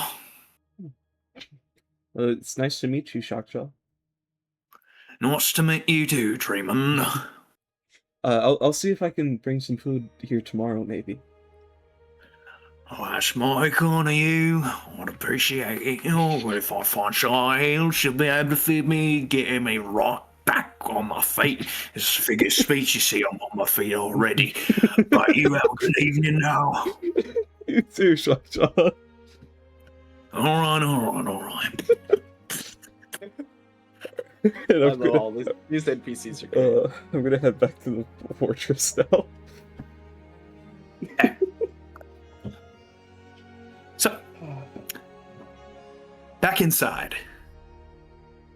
With the, while Orin is doing his thing, and while Ajax is sparring, and Marcy is taking a relaxing time to just, apologies.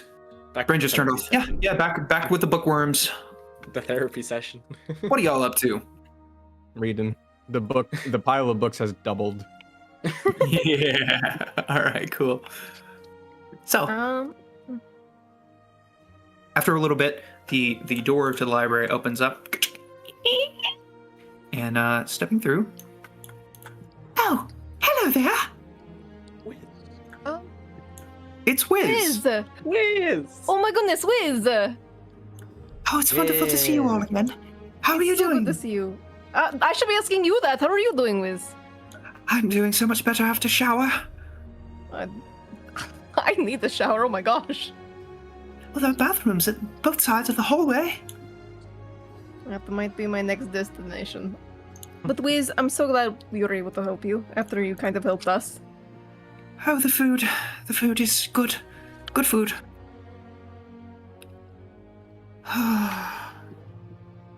She still kind of has an exhausted look in her eye. Anyways, I don't blame her. What are your plans now, Wiz?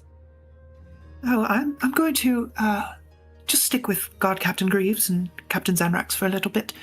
See what our next move is going to be.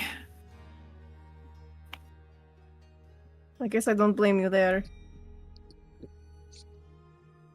Yes, I'm not really sure what to do besides that.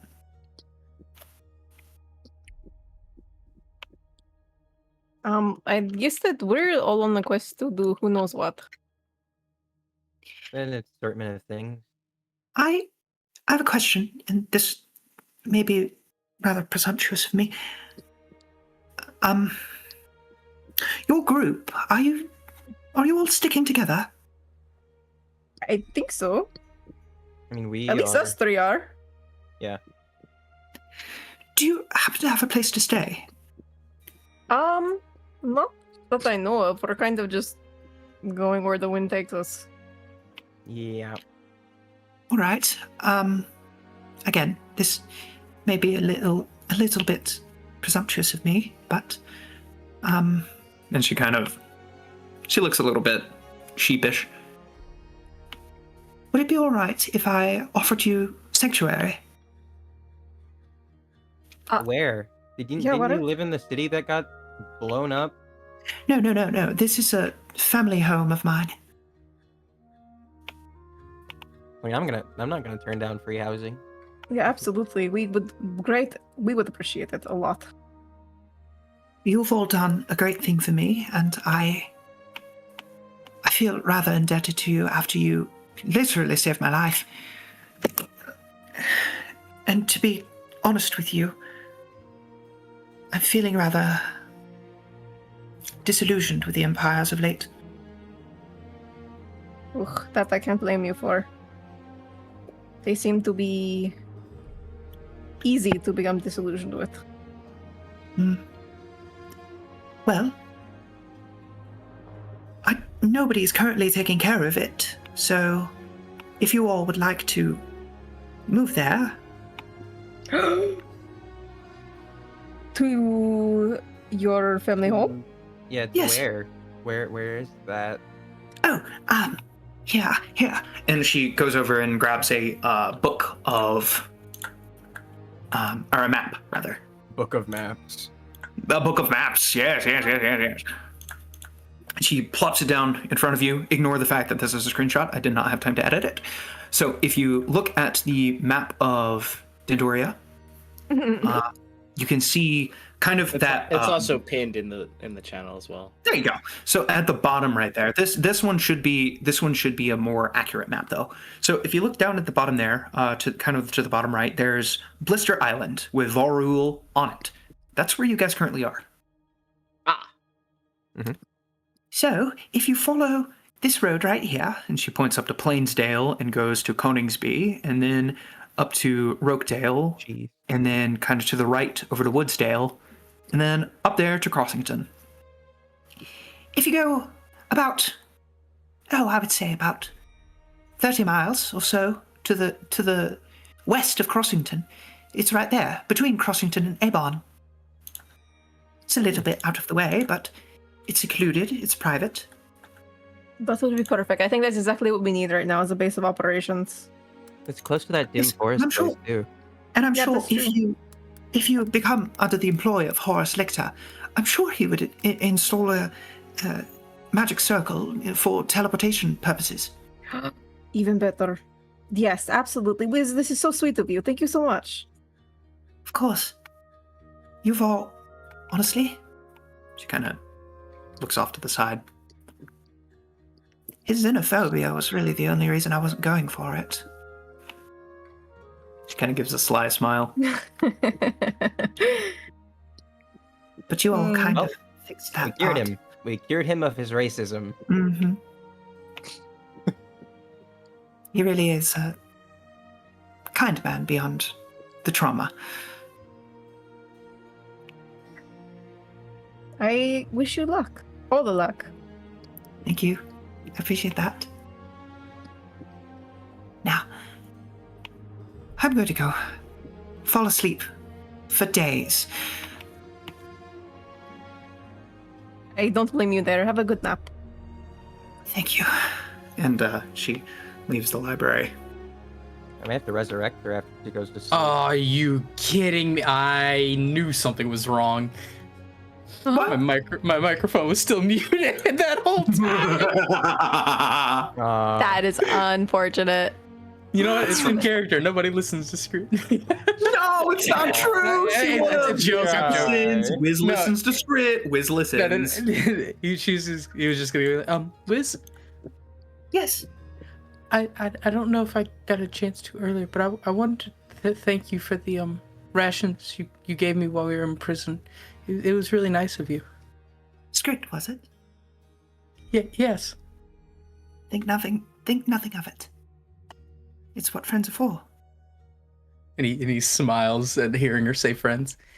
Yeah. Again, I hope I'm not being too presumptuous here. No, not at all. It's great to have friends. The more the merrier.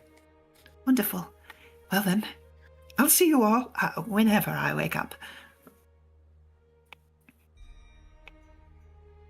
Have a good evening, All everyone. right. Good night. Evening. And she heads off. Oh, Love how her. sweet. You whip around and there's a woman sitting at the table behind you guys. Great hello? I was wondering who that voice came from. When did you Yeah. get here? Oh, I've been here for a little bit now. How are you guys? I'm fine. Good. Good. I'm assuming because you haven't been annihilated by the magical defenses that you're friends with Lichter. Yes. Yeah. And I'm assuming Well, let's- you're the person who was trying Let's to not kill say us? friends. Let's not say friends because we all know he has a hard time actually making friends, but And who are you? hi, it's good to meet you. My name Is it down here? My name is Eliana Thel. What a beautiful name. Thank you. Yeah, you're Ellie. Everyone just calls me Ellie, yeah. Oh, I see. Done. You're the one he talked about. Mm-hmm. I'm his housekeeper, kind of. She kind of grins. Are you the one that's gonna kill us if we walk on the second floor? No. That's going to be the, She kind of. She's just kind of like, you can see her trying not to laugh. no, that's going to be the Trigger Happy Empire people that he's invited. Oh, I see. Yeah. He can't keep out of other people's business, but he likes to help. Anyways.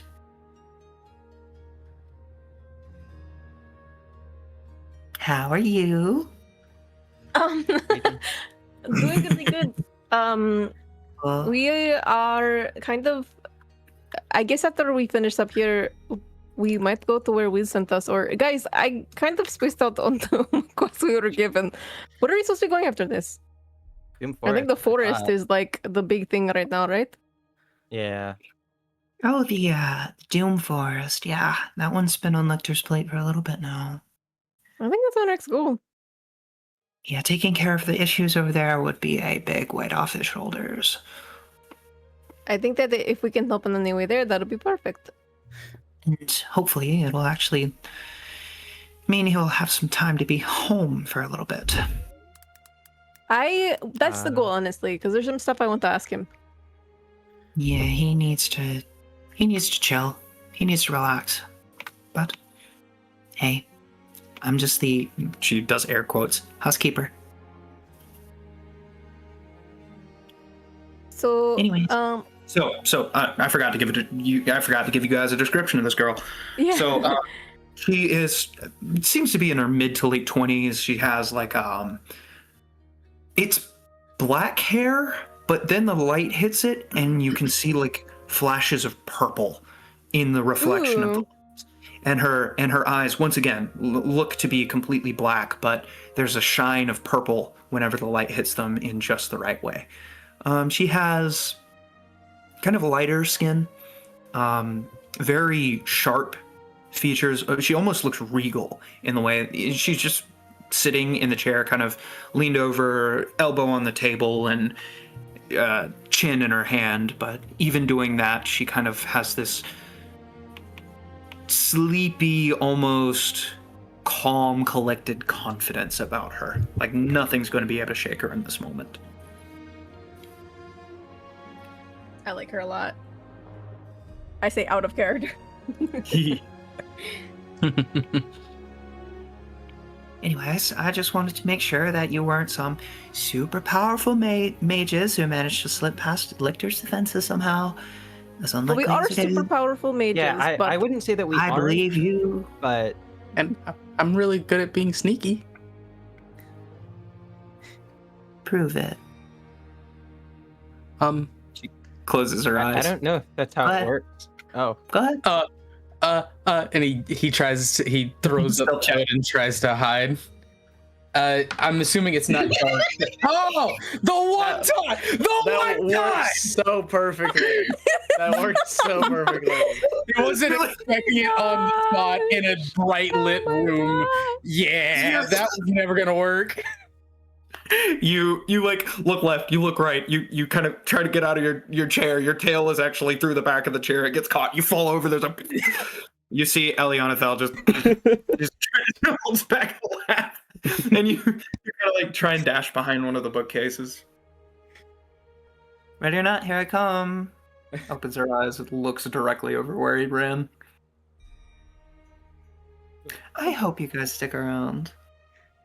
usually he's better at this. I don't know what I'm usually happened. a lot better than that. I don't think I was ready on the spot. She floats into the air and flies over the bookcase and grabs onto the edge and peeks over down at you. Hi there. Hi. So, is that like fly, like the spell? Oh, no, I'm or psychic. Can you just float? Ah, She lifts her hands and a couple of the books raise up into the air and begin spinning around. is that a learnable skill or? If you want to be taught, then yeah. I put down my book. You want to be psychic? Oh. Da! I was also like Maybe. this. That might be, come that on. might be the First lesson then. And she floats down to the ground and Gather around, everybody. and sits down at one of the tables. All right. So first lesson. Close your eyes. I immediately shut them. Shut. Empty your head of all thoughts. Business as usual. Takes a little bit, but he tries. Flashing through all of your heads is a image of Lichter in red and polka dot boxers. He's just standing there with his arms crossed and looking regal. Okay. Now what? It's he just stands Amos there. is dying laughing. You almost fall out of your chair. The Lichter in his underpants and in your head just goes, "For the good of the world." Skrit snorts. Trying to hold back a laugh. She opens Seriously, her what's eyes. the next step? Oh, sorry. That was an intrusive thought. Here, let me try something else. She goes, I was had an intrusive thought. How is that the intrusive thoughts you get? That's crazy. Kinda raises her hand to her mouth and giggles behind it. Oh, it's been so long since this place has been lively. Everything's been so dour lately. Thank you all. Thanks for coming by. Absolutely. Thank Yeah, you His for eyes having are us. still closed. Here. And she points to you, and you feel something open up in your mind. You can now speak telepathically for the next 24 hours. It has a range. It has a range of 120 feet, and all you need to do is share a language, and you'll be able to understand and also be able to receive thoughts. You can't read minds. It has to be an open to and willing two-way channel. But for the next 24 hours, that's what you can do. I look at Scrit's horn. Oh no! Oh no! As Scrit? Oh no. As me? Oh yes. Uh-oh. Hey, Yes. Seraphina Oh has my the gosh. widest smile on her face. Nice to meet you. I would say likewise, but... Well, I still have yet to form an opinion about you all. Well, let me make this my formal introduction. My name is Seraphina. Do you want to be whole again? I am Black Razor, Nihility, the Void, Devourer of Souls, and first creation of the Raven Queen. And I would love to be whole again, but I would love to be more.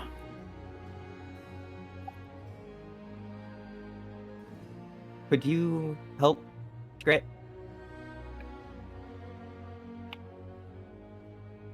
That's I will help Skrit, as Skrit helps me. I've already given him one of my gifts, and I have another ready for him, for when the time comes and he needs it. okay. Well, we'll get looking for your other pieces. You know how many there are? 18 total, but some of them have already been lost. All right. Do they all contain a shard of your will, or is this just you? To an extent. Okay. Well, nice chat. Don't kill my rat friend. I don't plan on it. He is timid. He is relatively useless, all things considered, but he has a good heart. And that is useful. And you know what? Between you and me, he also has you, which is, you know. That he does. And you can feel the connection end. Guys, I think I'm a telepath. Now, hold on. While you've been looking at Skrit this whole time, Skrit's been like trying to focus on you, like he's actually trying to be telepathic, and he's heard nothing. So he just kind of looks disappointed. I don't think it works for me. I don't think I got it.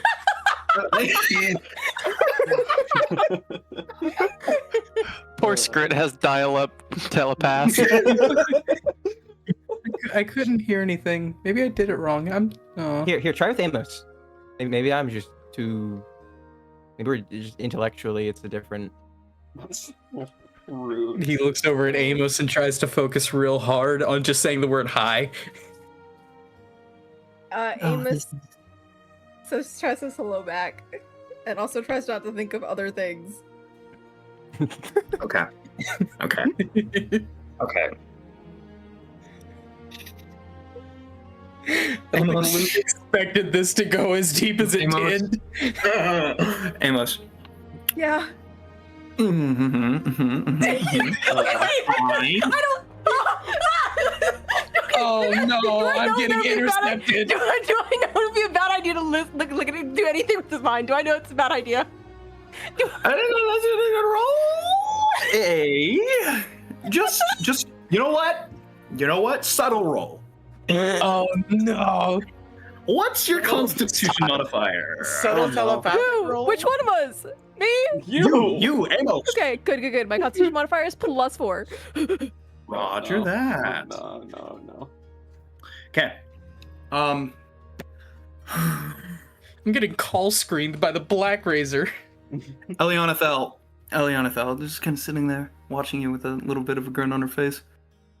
And then Amos, you say hi. And her eyes kind of widen a little bit and she sits up. And it's great. You hear Amos in your head say, hi. I heard you. let's could hear go. you. So it was just a difference in. Okay, I write it down. Hmm. Ah, that was Ah. unique. Do you Ah. have a history of telepaths in your family? Hmm? Probably. No, I don't. I don't know my family. I don't know. Maybe. Yeah, I wasn't sure because that was like not magic. You didn't do magic just there. That was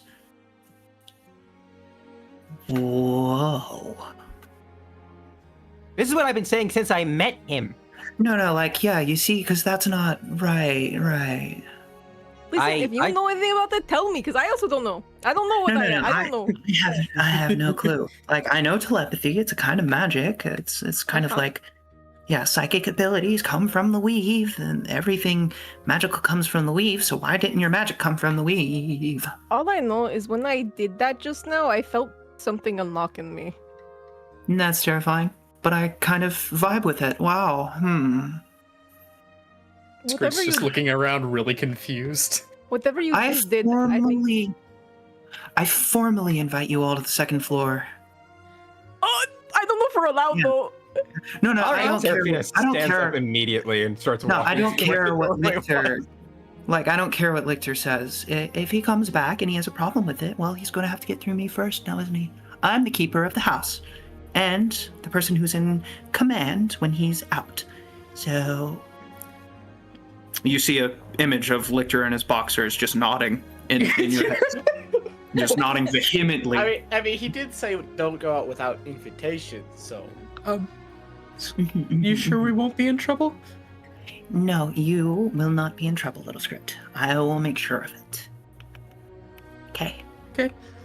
But we should probably wait till everybody else gets here first. Yeah, you guys want some dinner?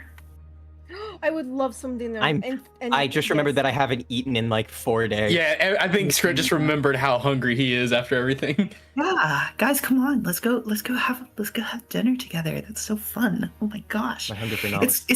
We get to have a dinner with normal people who aren't sweaty couriers bringing terrible news that makes Lichter's shoulders tense up. This is great.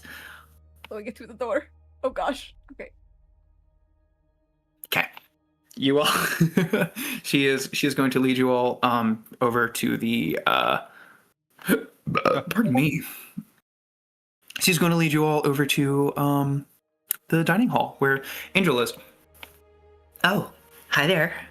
How are you guys doing? Good. Angel! Ellie? How you doing? I'm doing great, especially because look at all these people. Look at all of them. Look at them. They're so cute. She like grabs Amos by the shoulders and shakes him back and forth. My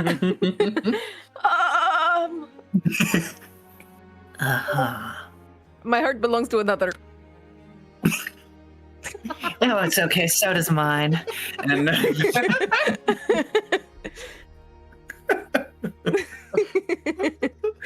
was the first thing she came up with. all right. I'm sorry. Just the memes that you guys are sending. I can't function with this. This is why you don't look at Discord while we do this. I'm sorry. Anyways, Pay no, so yeah. Pay no mind to the memes behind the screen.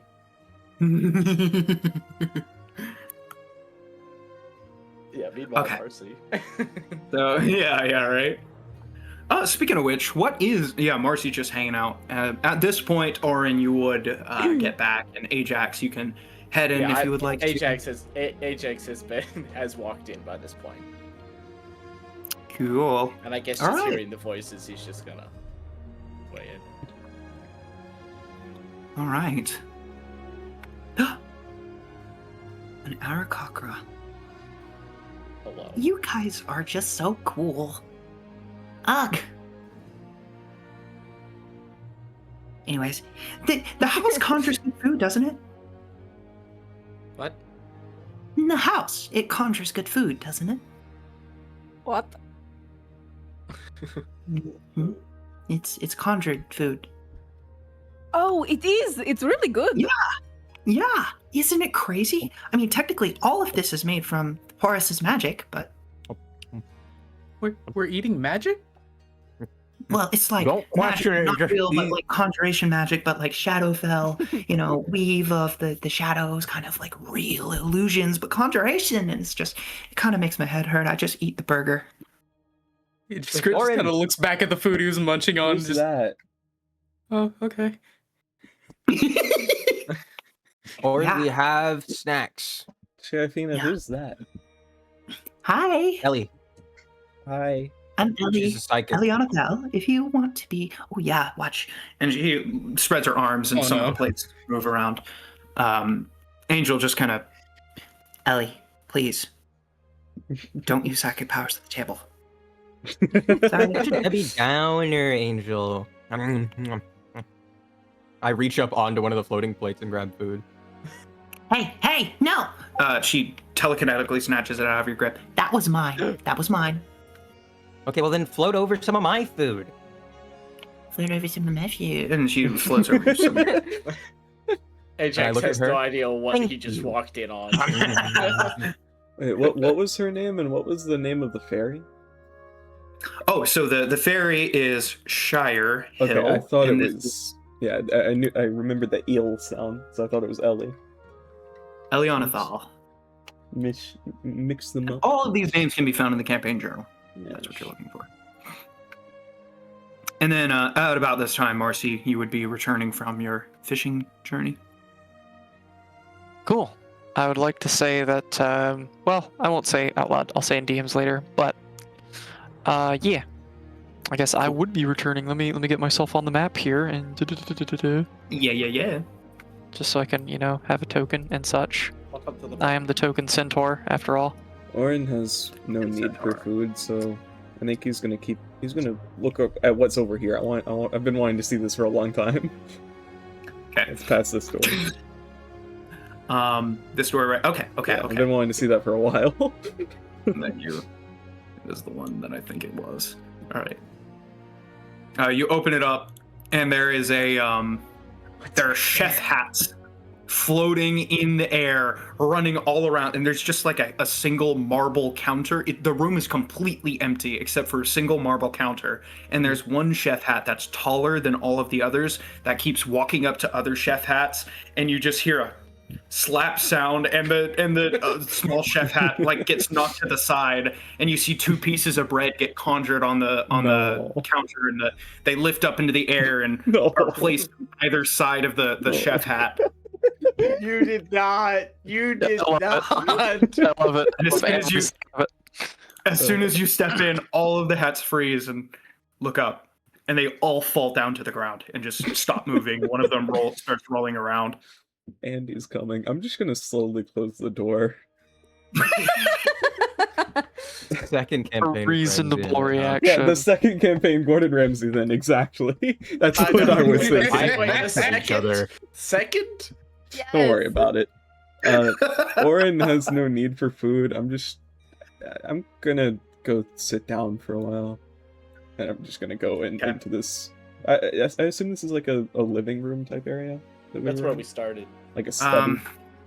Yeah. So that is where you guys started out. Yeah. So it's the one with the plush carpet and the nice couches and the hearth and the ceiling that's enchanted to look like the night sky. Yeah, I'm just gonna sit on the couch and I'm gonna try and finish my carving before the day ends. Cool. I assume it's in the middle.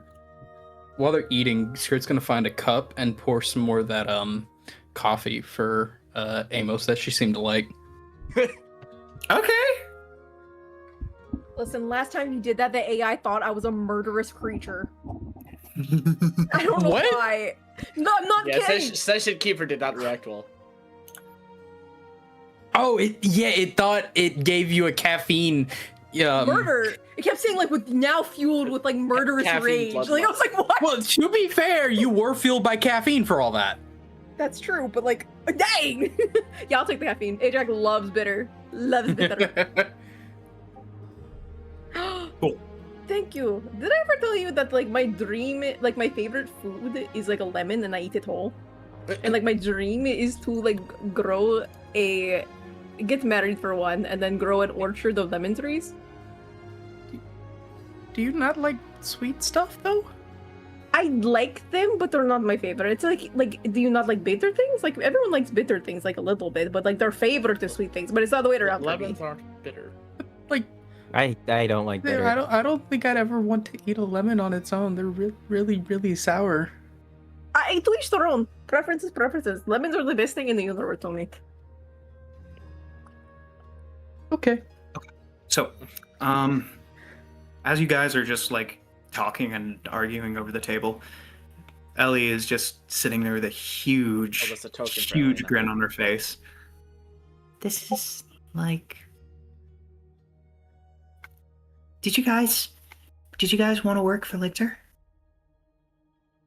There was talk of it. I mean, why not? Because I would really like you guys to stay around for a little bit.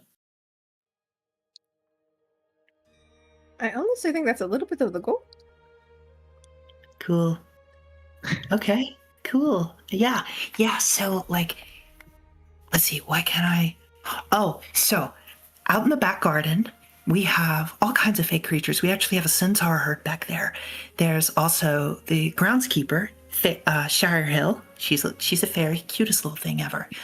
I would like to interrupt for just a second. As you were saying centaur, Marcy was about to open the door and it just flings open.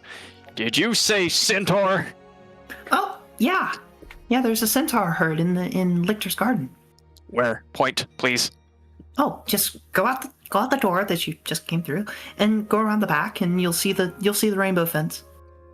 Yep, and the door shuts and Marcy is nowhere to be seen again. I like his hat. Guess we know where he's gonna be if we need him.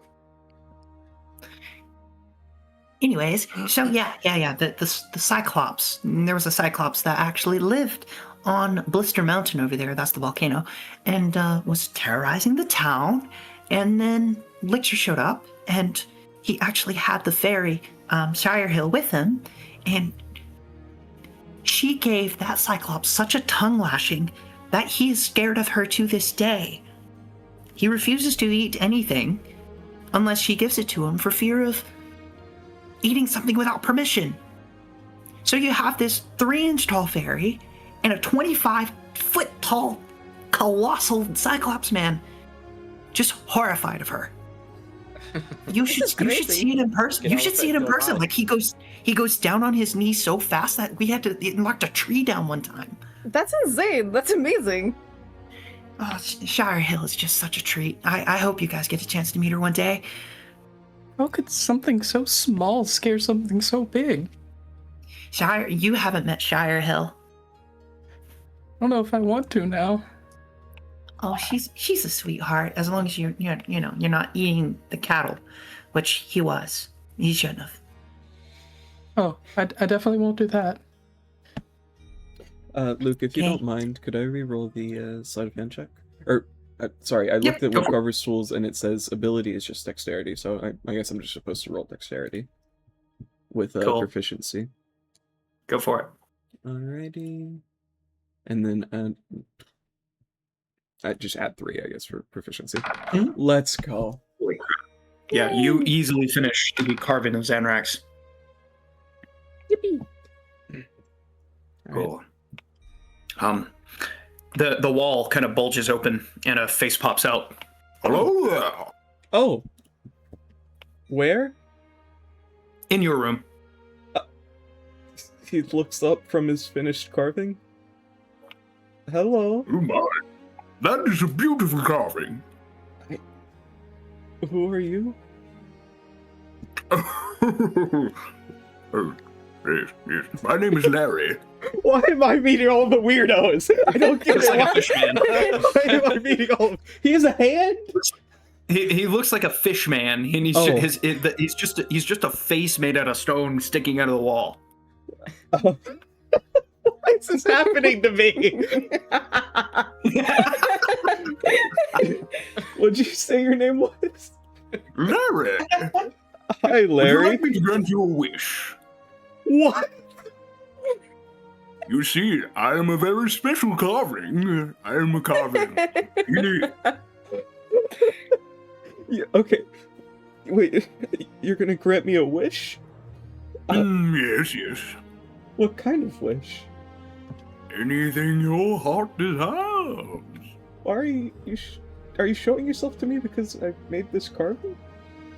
Because you're made out of wood, and I'm made out of stone. Oh, yeah, we're like in the same family, I guess.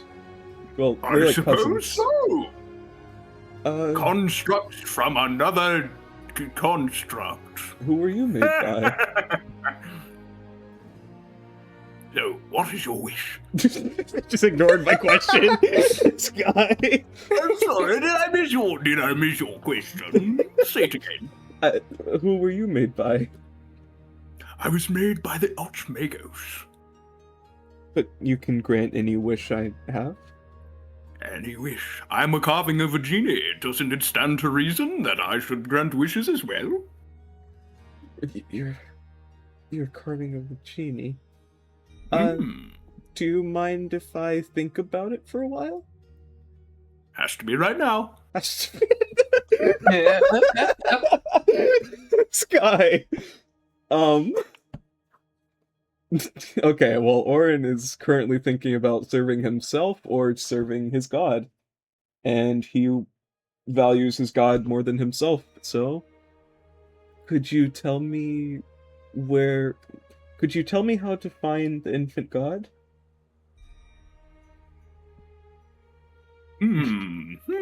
Very, very difficult of a wish that you have asked me. Yes, I will have to ponder. I will have to ponder deeply.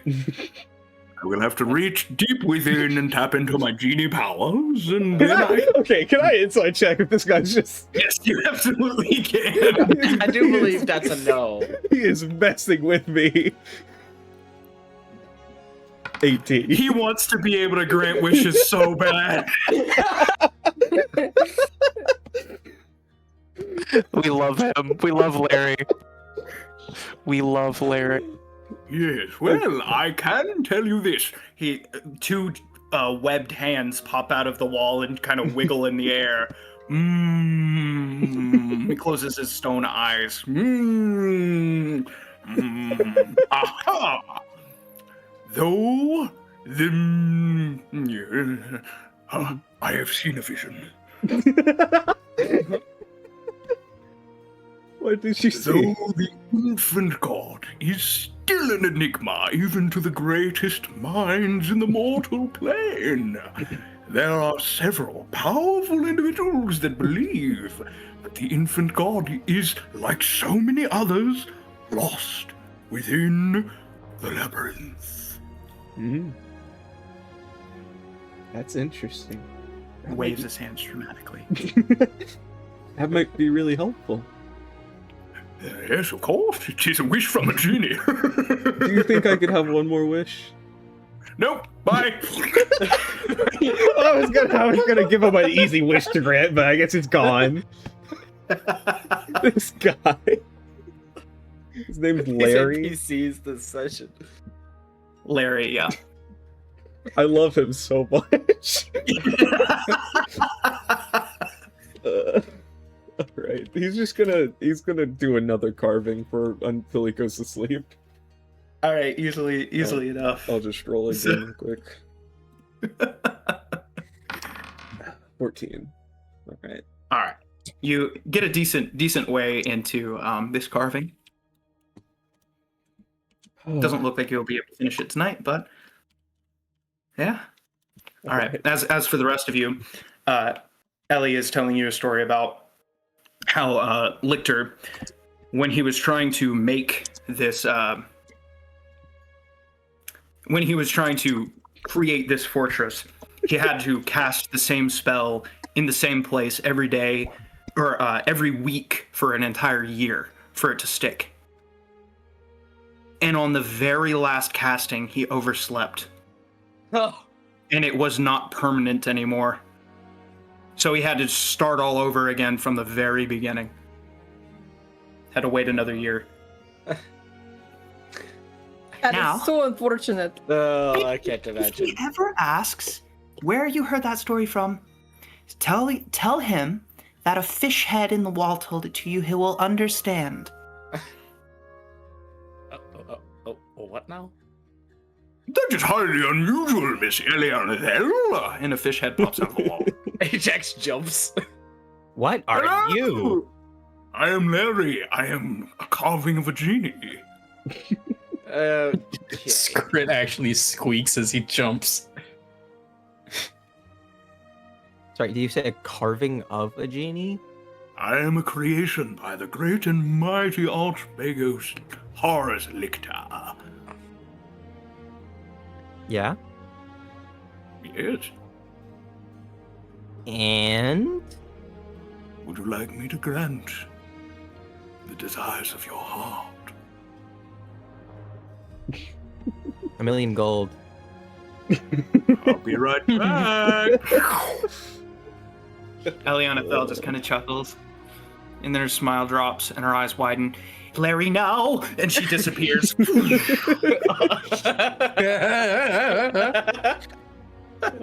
love them. She's gone to the vault. Oh, I love them. Well, surely that won't Angel. have any unforeseen consequences.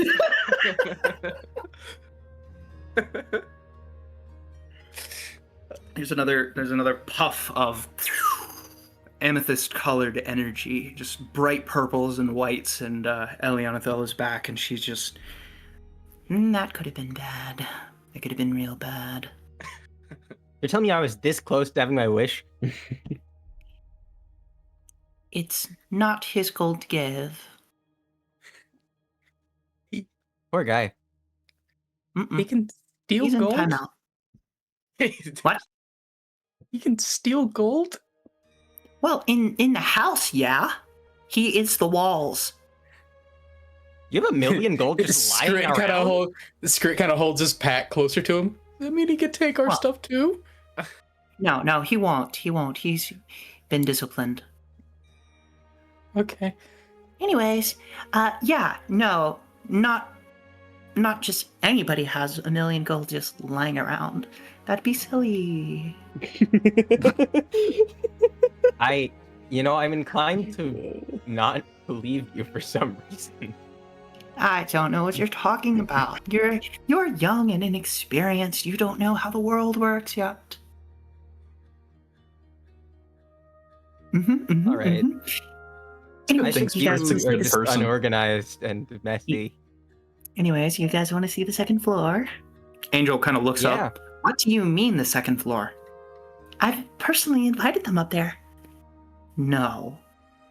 Why not? You- Pretty sure we weren't supposed to go up there. No, but we're allowed to, so we're cool. She Wait, said cool. we wouldn't get in trouble. I know a guy, Nope, and I look at him absolutely slowly. won't. Hi, I'm the guy. Angel just stands up. I knew we should have left you three alone. I am going to bed. When Lichter shows up, and he will show up, because you know he knows, I had nothing to do with this. He told us we Eliana. could. Eliana Thel's smile has not dropped. Okay, see you tomorrow. He nodded at us and everything. And Angel stalks out of the room and heads off to sleep. So, Second let's floor. go. Second floor. Yay! All right. So, if you guys would follow me, and she goes to this hallway and goes to the locked door up here. All right, I've always wanted to do this. Ajax She goes- is getting more uncomfortable by the second. She reaches down towards the lock, and you just hear a voice. Ellie, She freezes. what are you doing? There he is. It wasn't me. I wanted no part of it. I just wanted to show them the second floor because Ellie, you know why they're not allowed up there. Yeah, but, like, I can protect them. It's not about protection, it's about the image. Oh, you and your image. Okay, now I'm curious.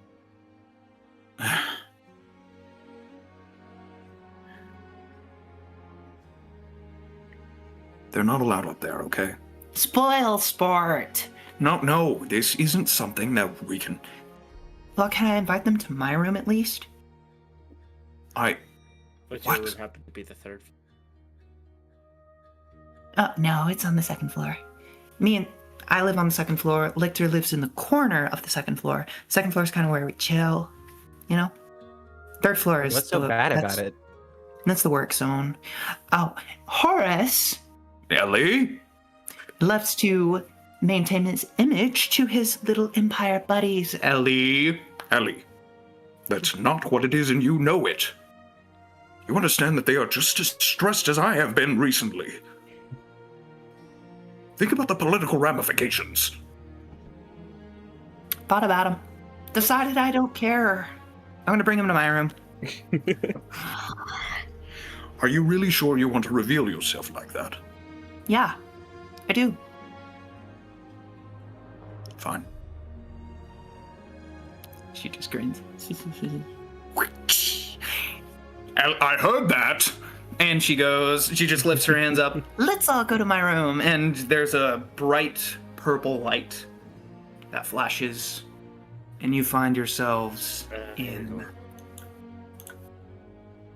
Well, I don't have an image for it, but it's a massive room. We're talking about 40 feet by 40 feet. Huge domed ceiling over top.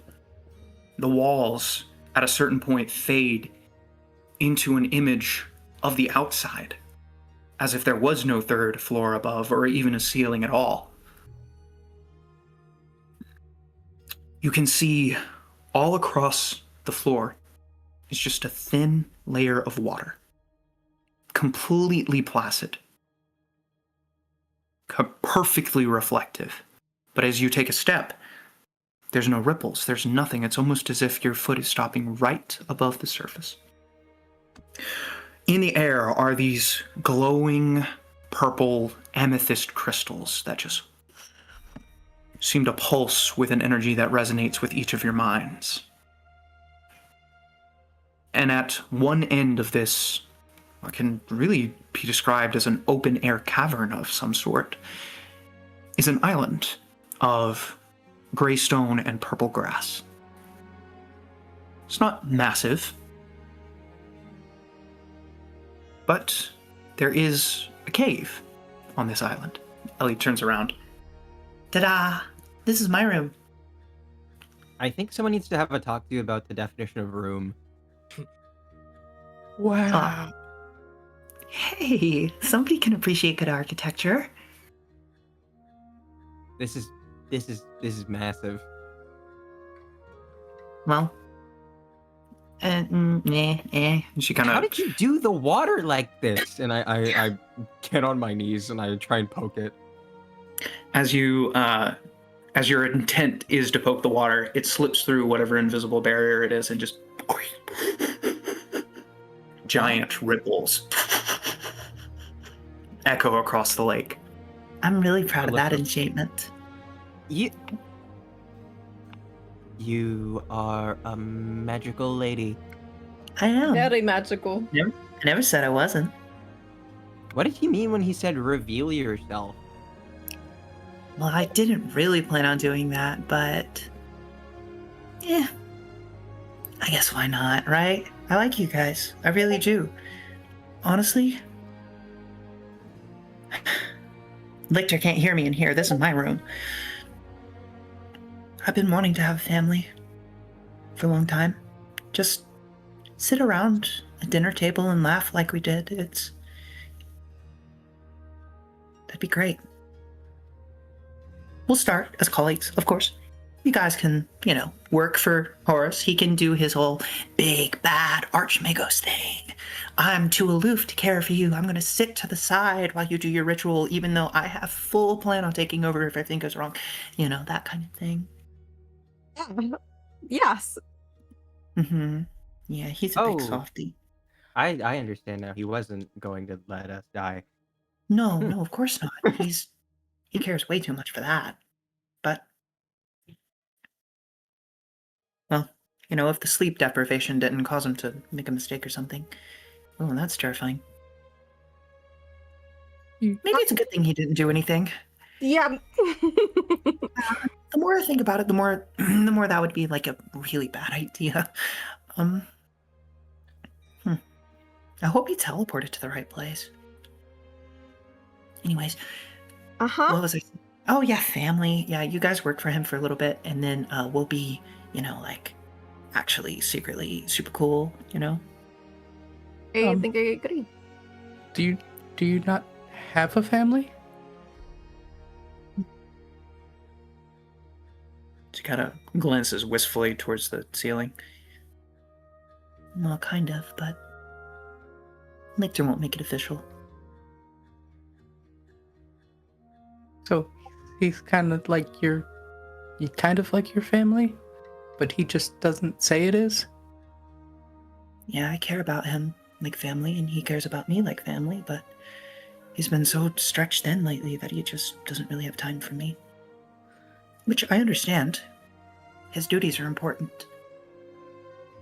But if you're like family, then you should be important too.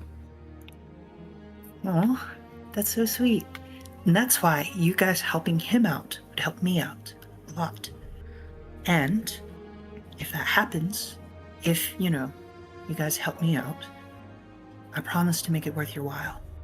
Because she jumps into the air. There's a burst of amethyst energy.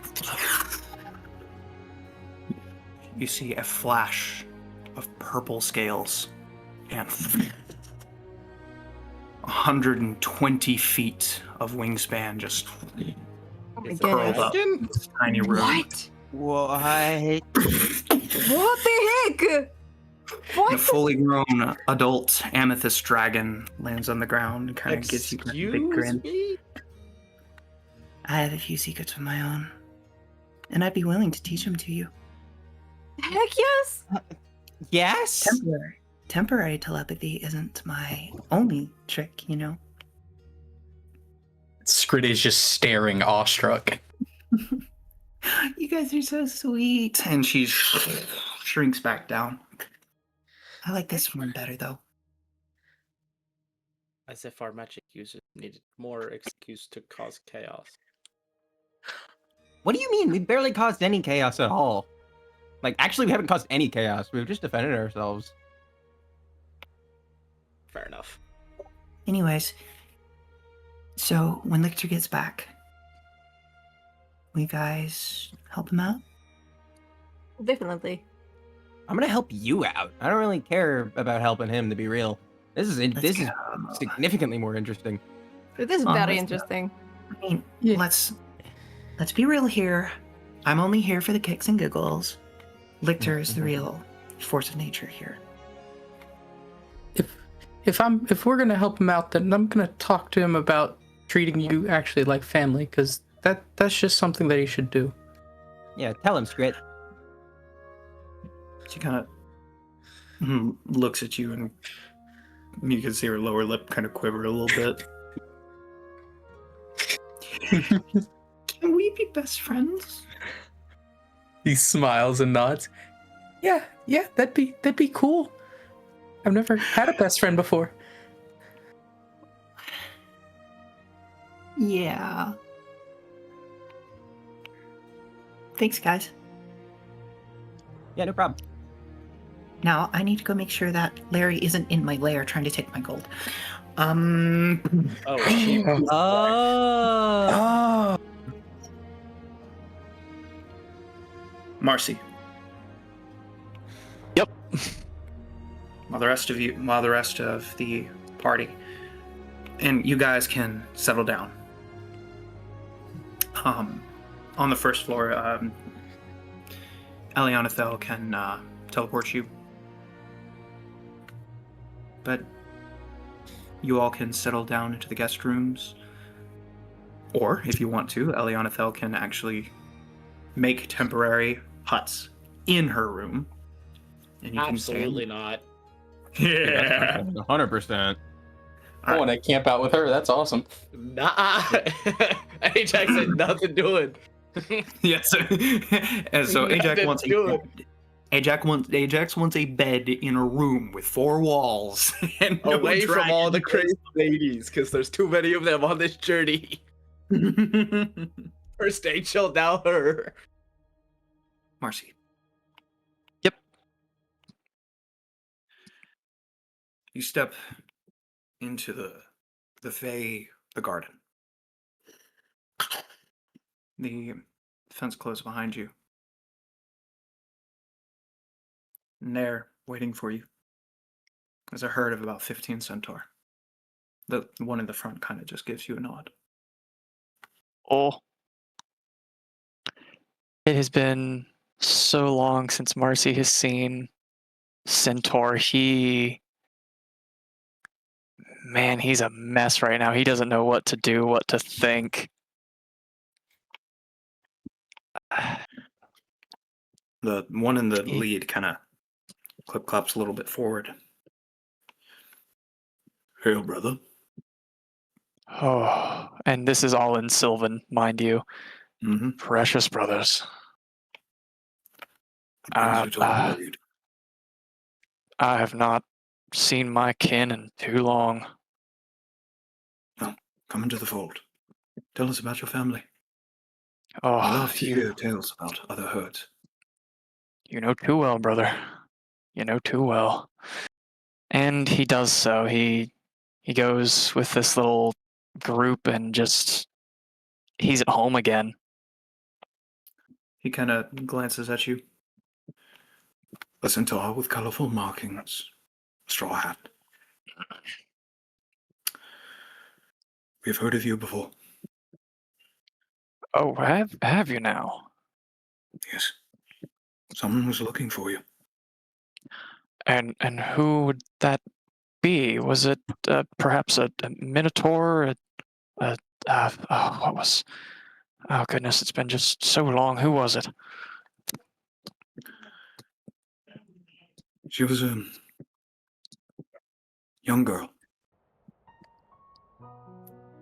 She just wanted to let you know. She will never stop looking for you. And she says, I miss you, Uncle Marcy.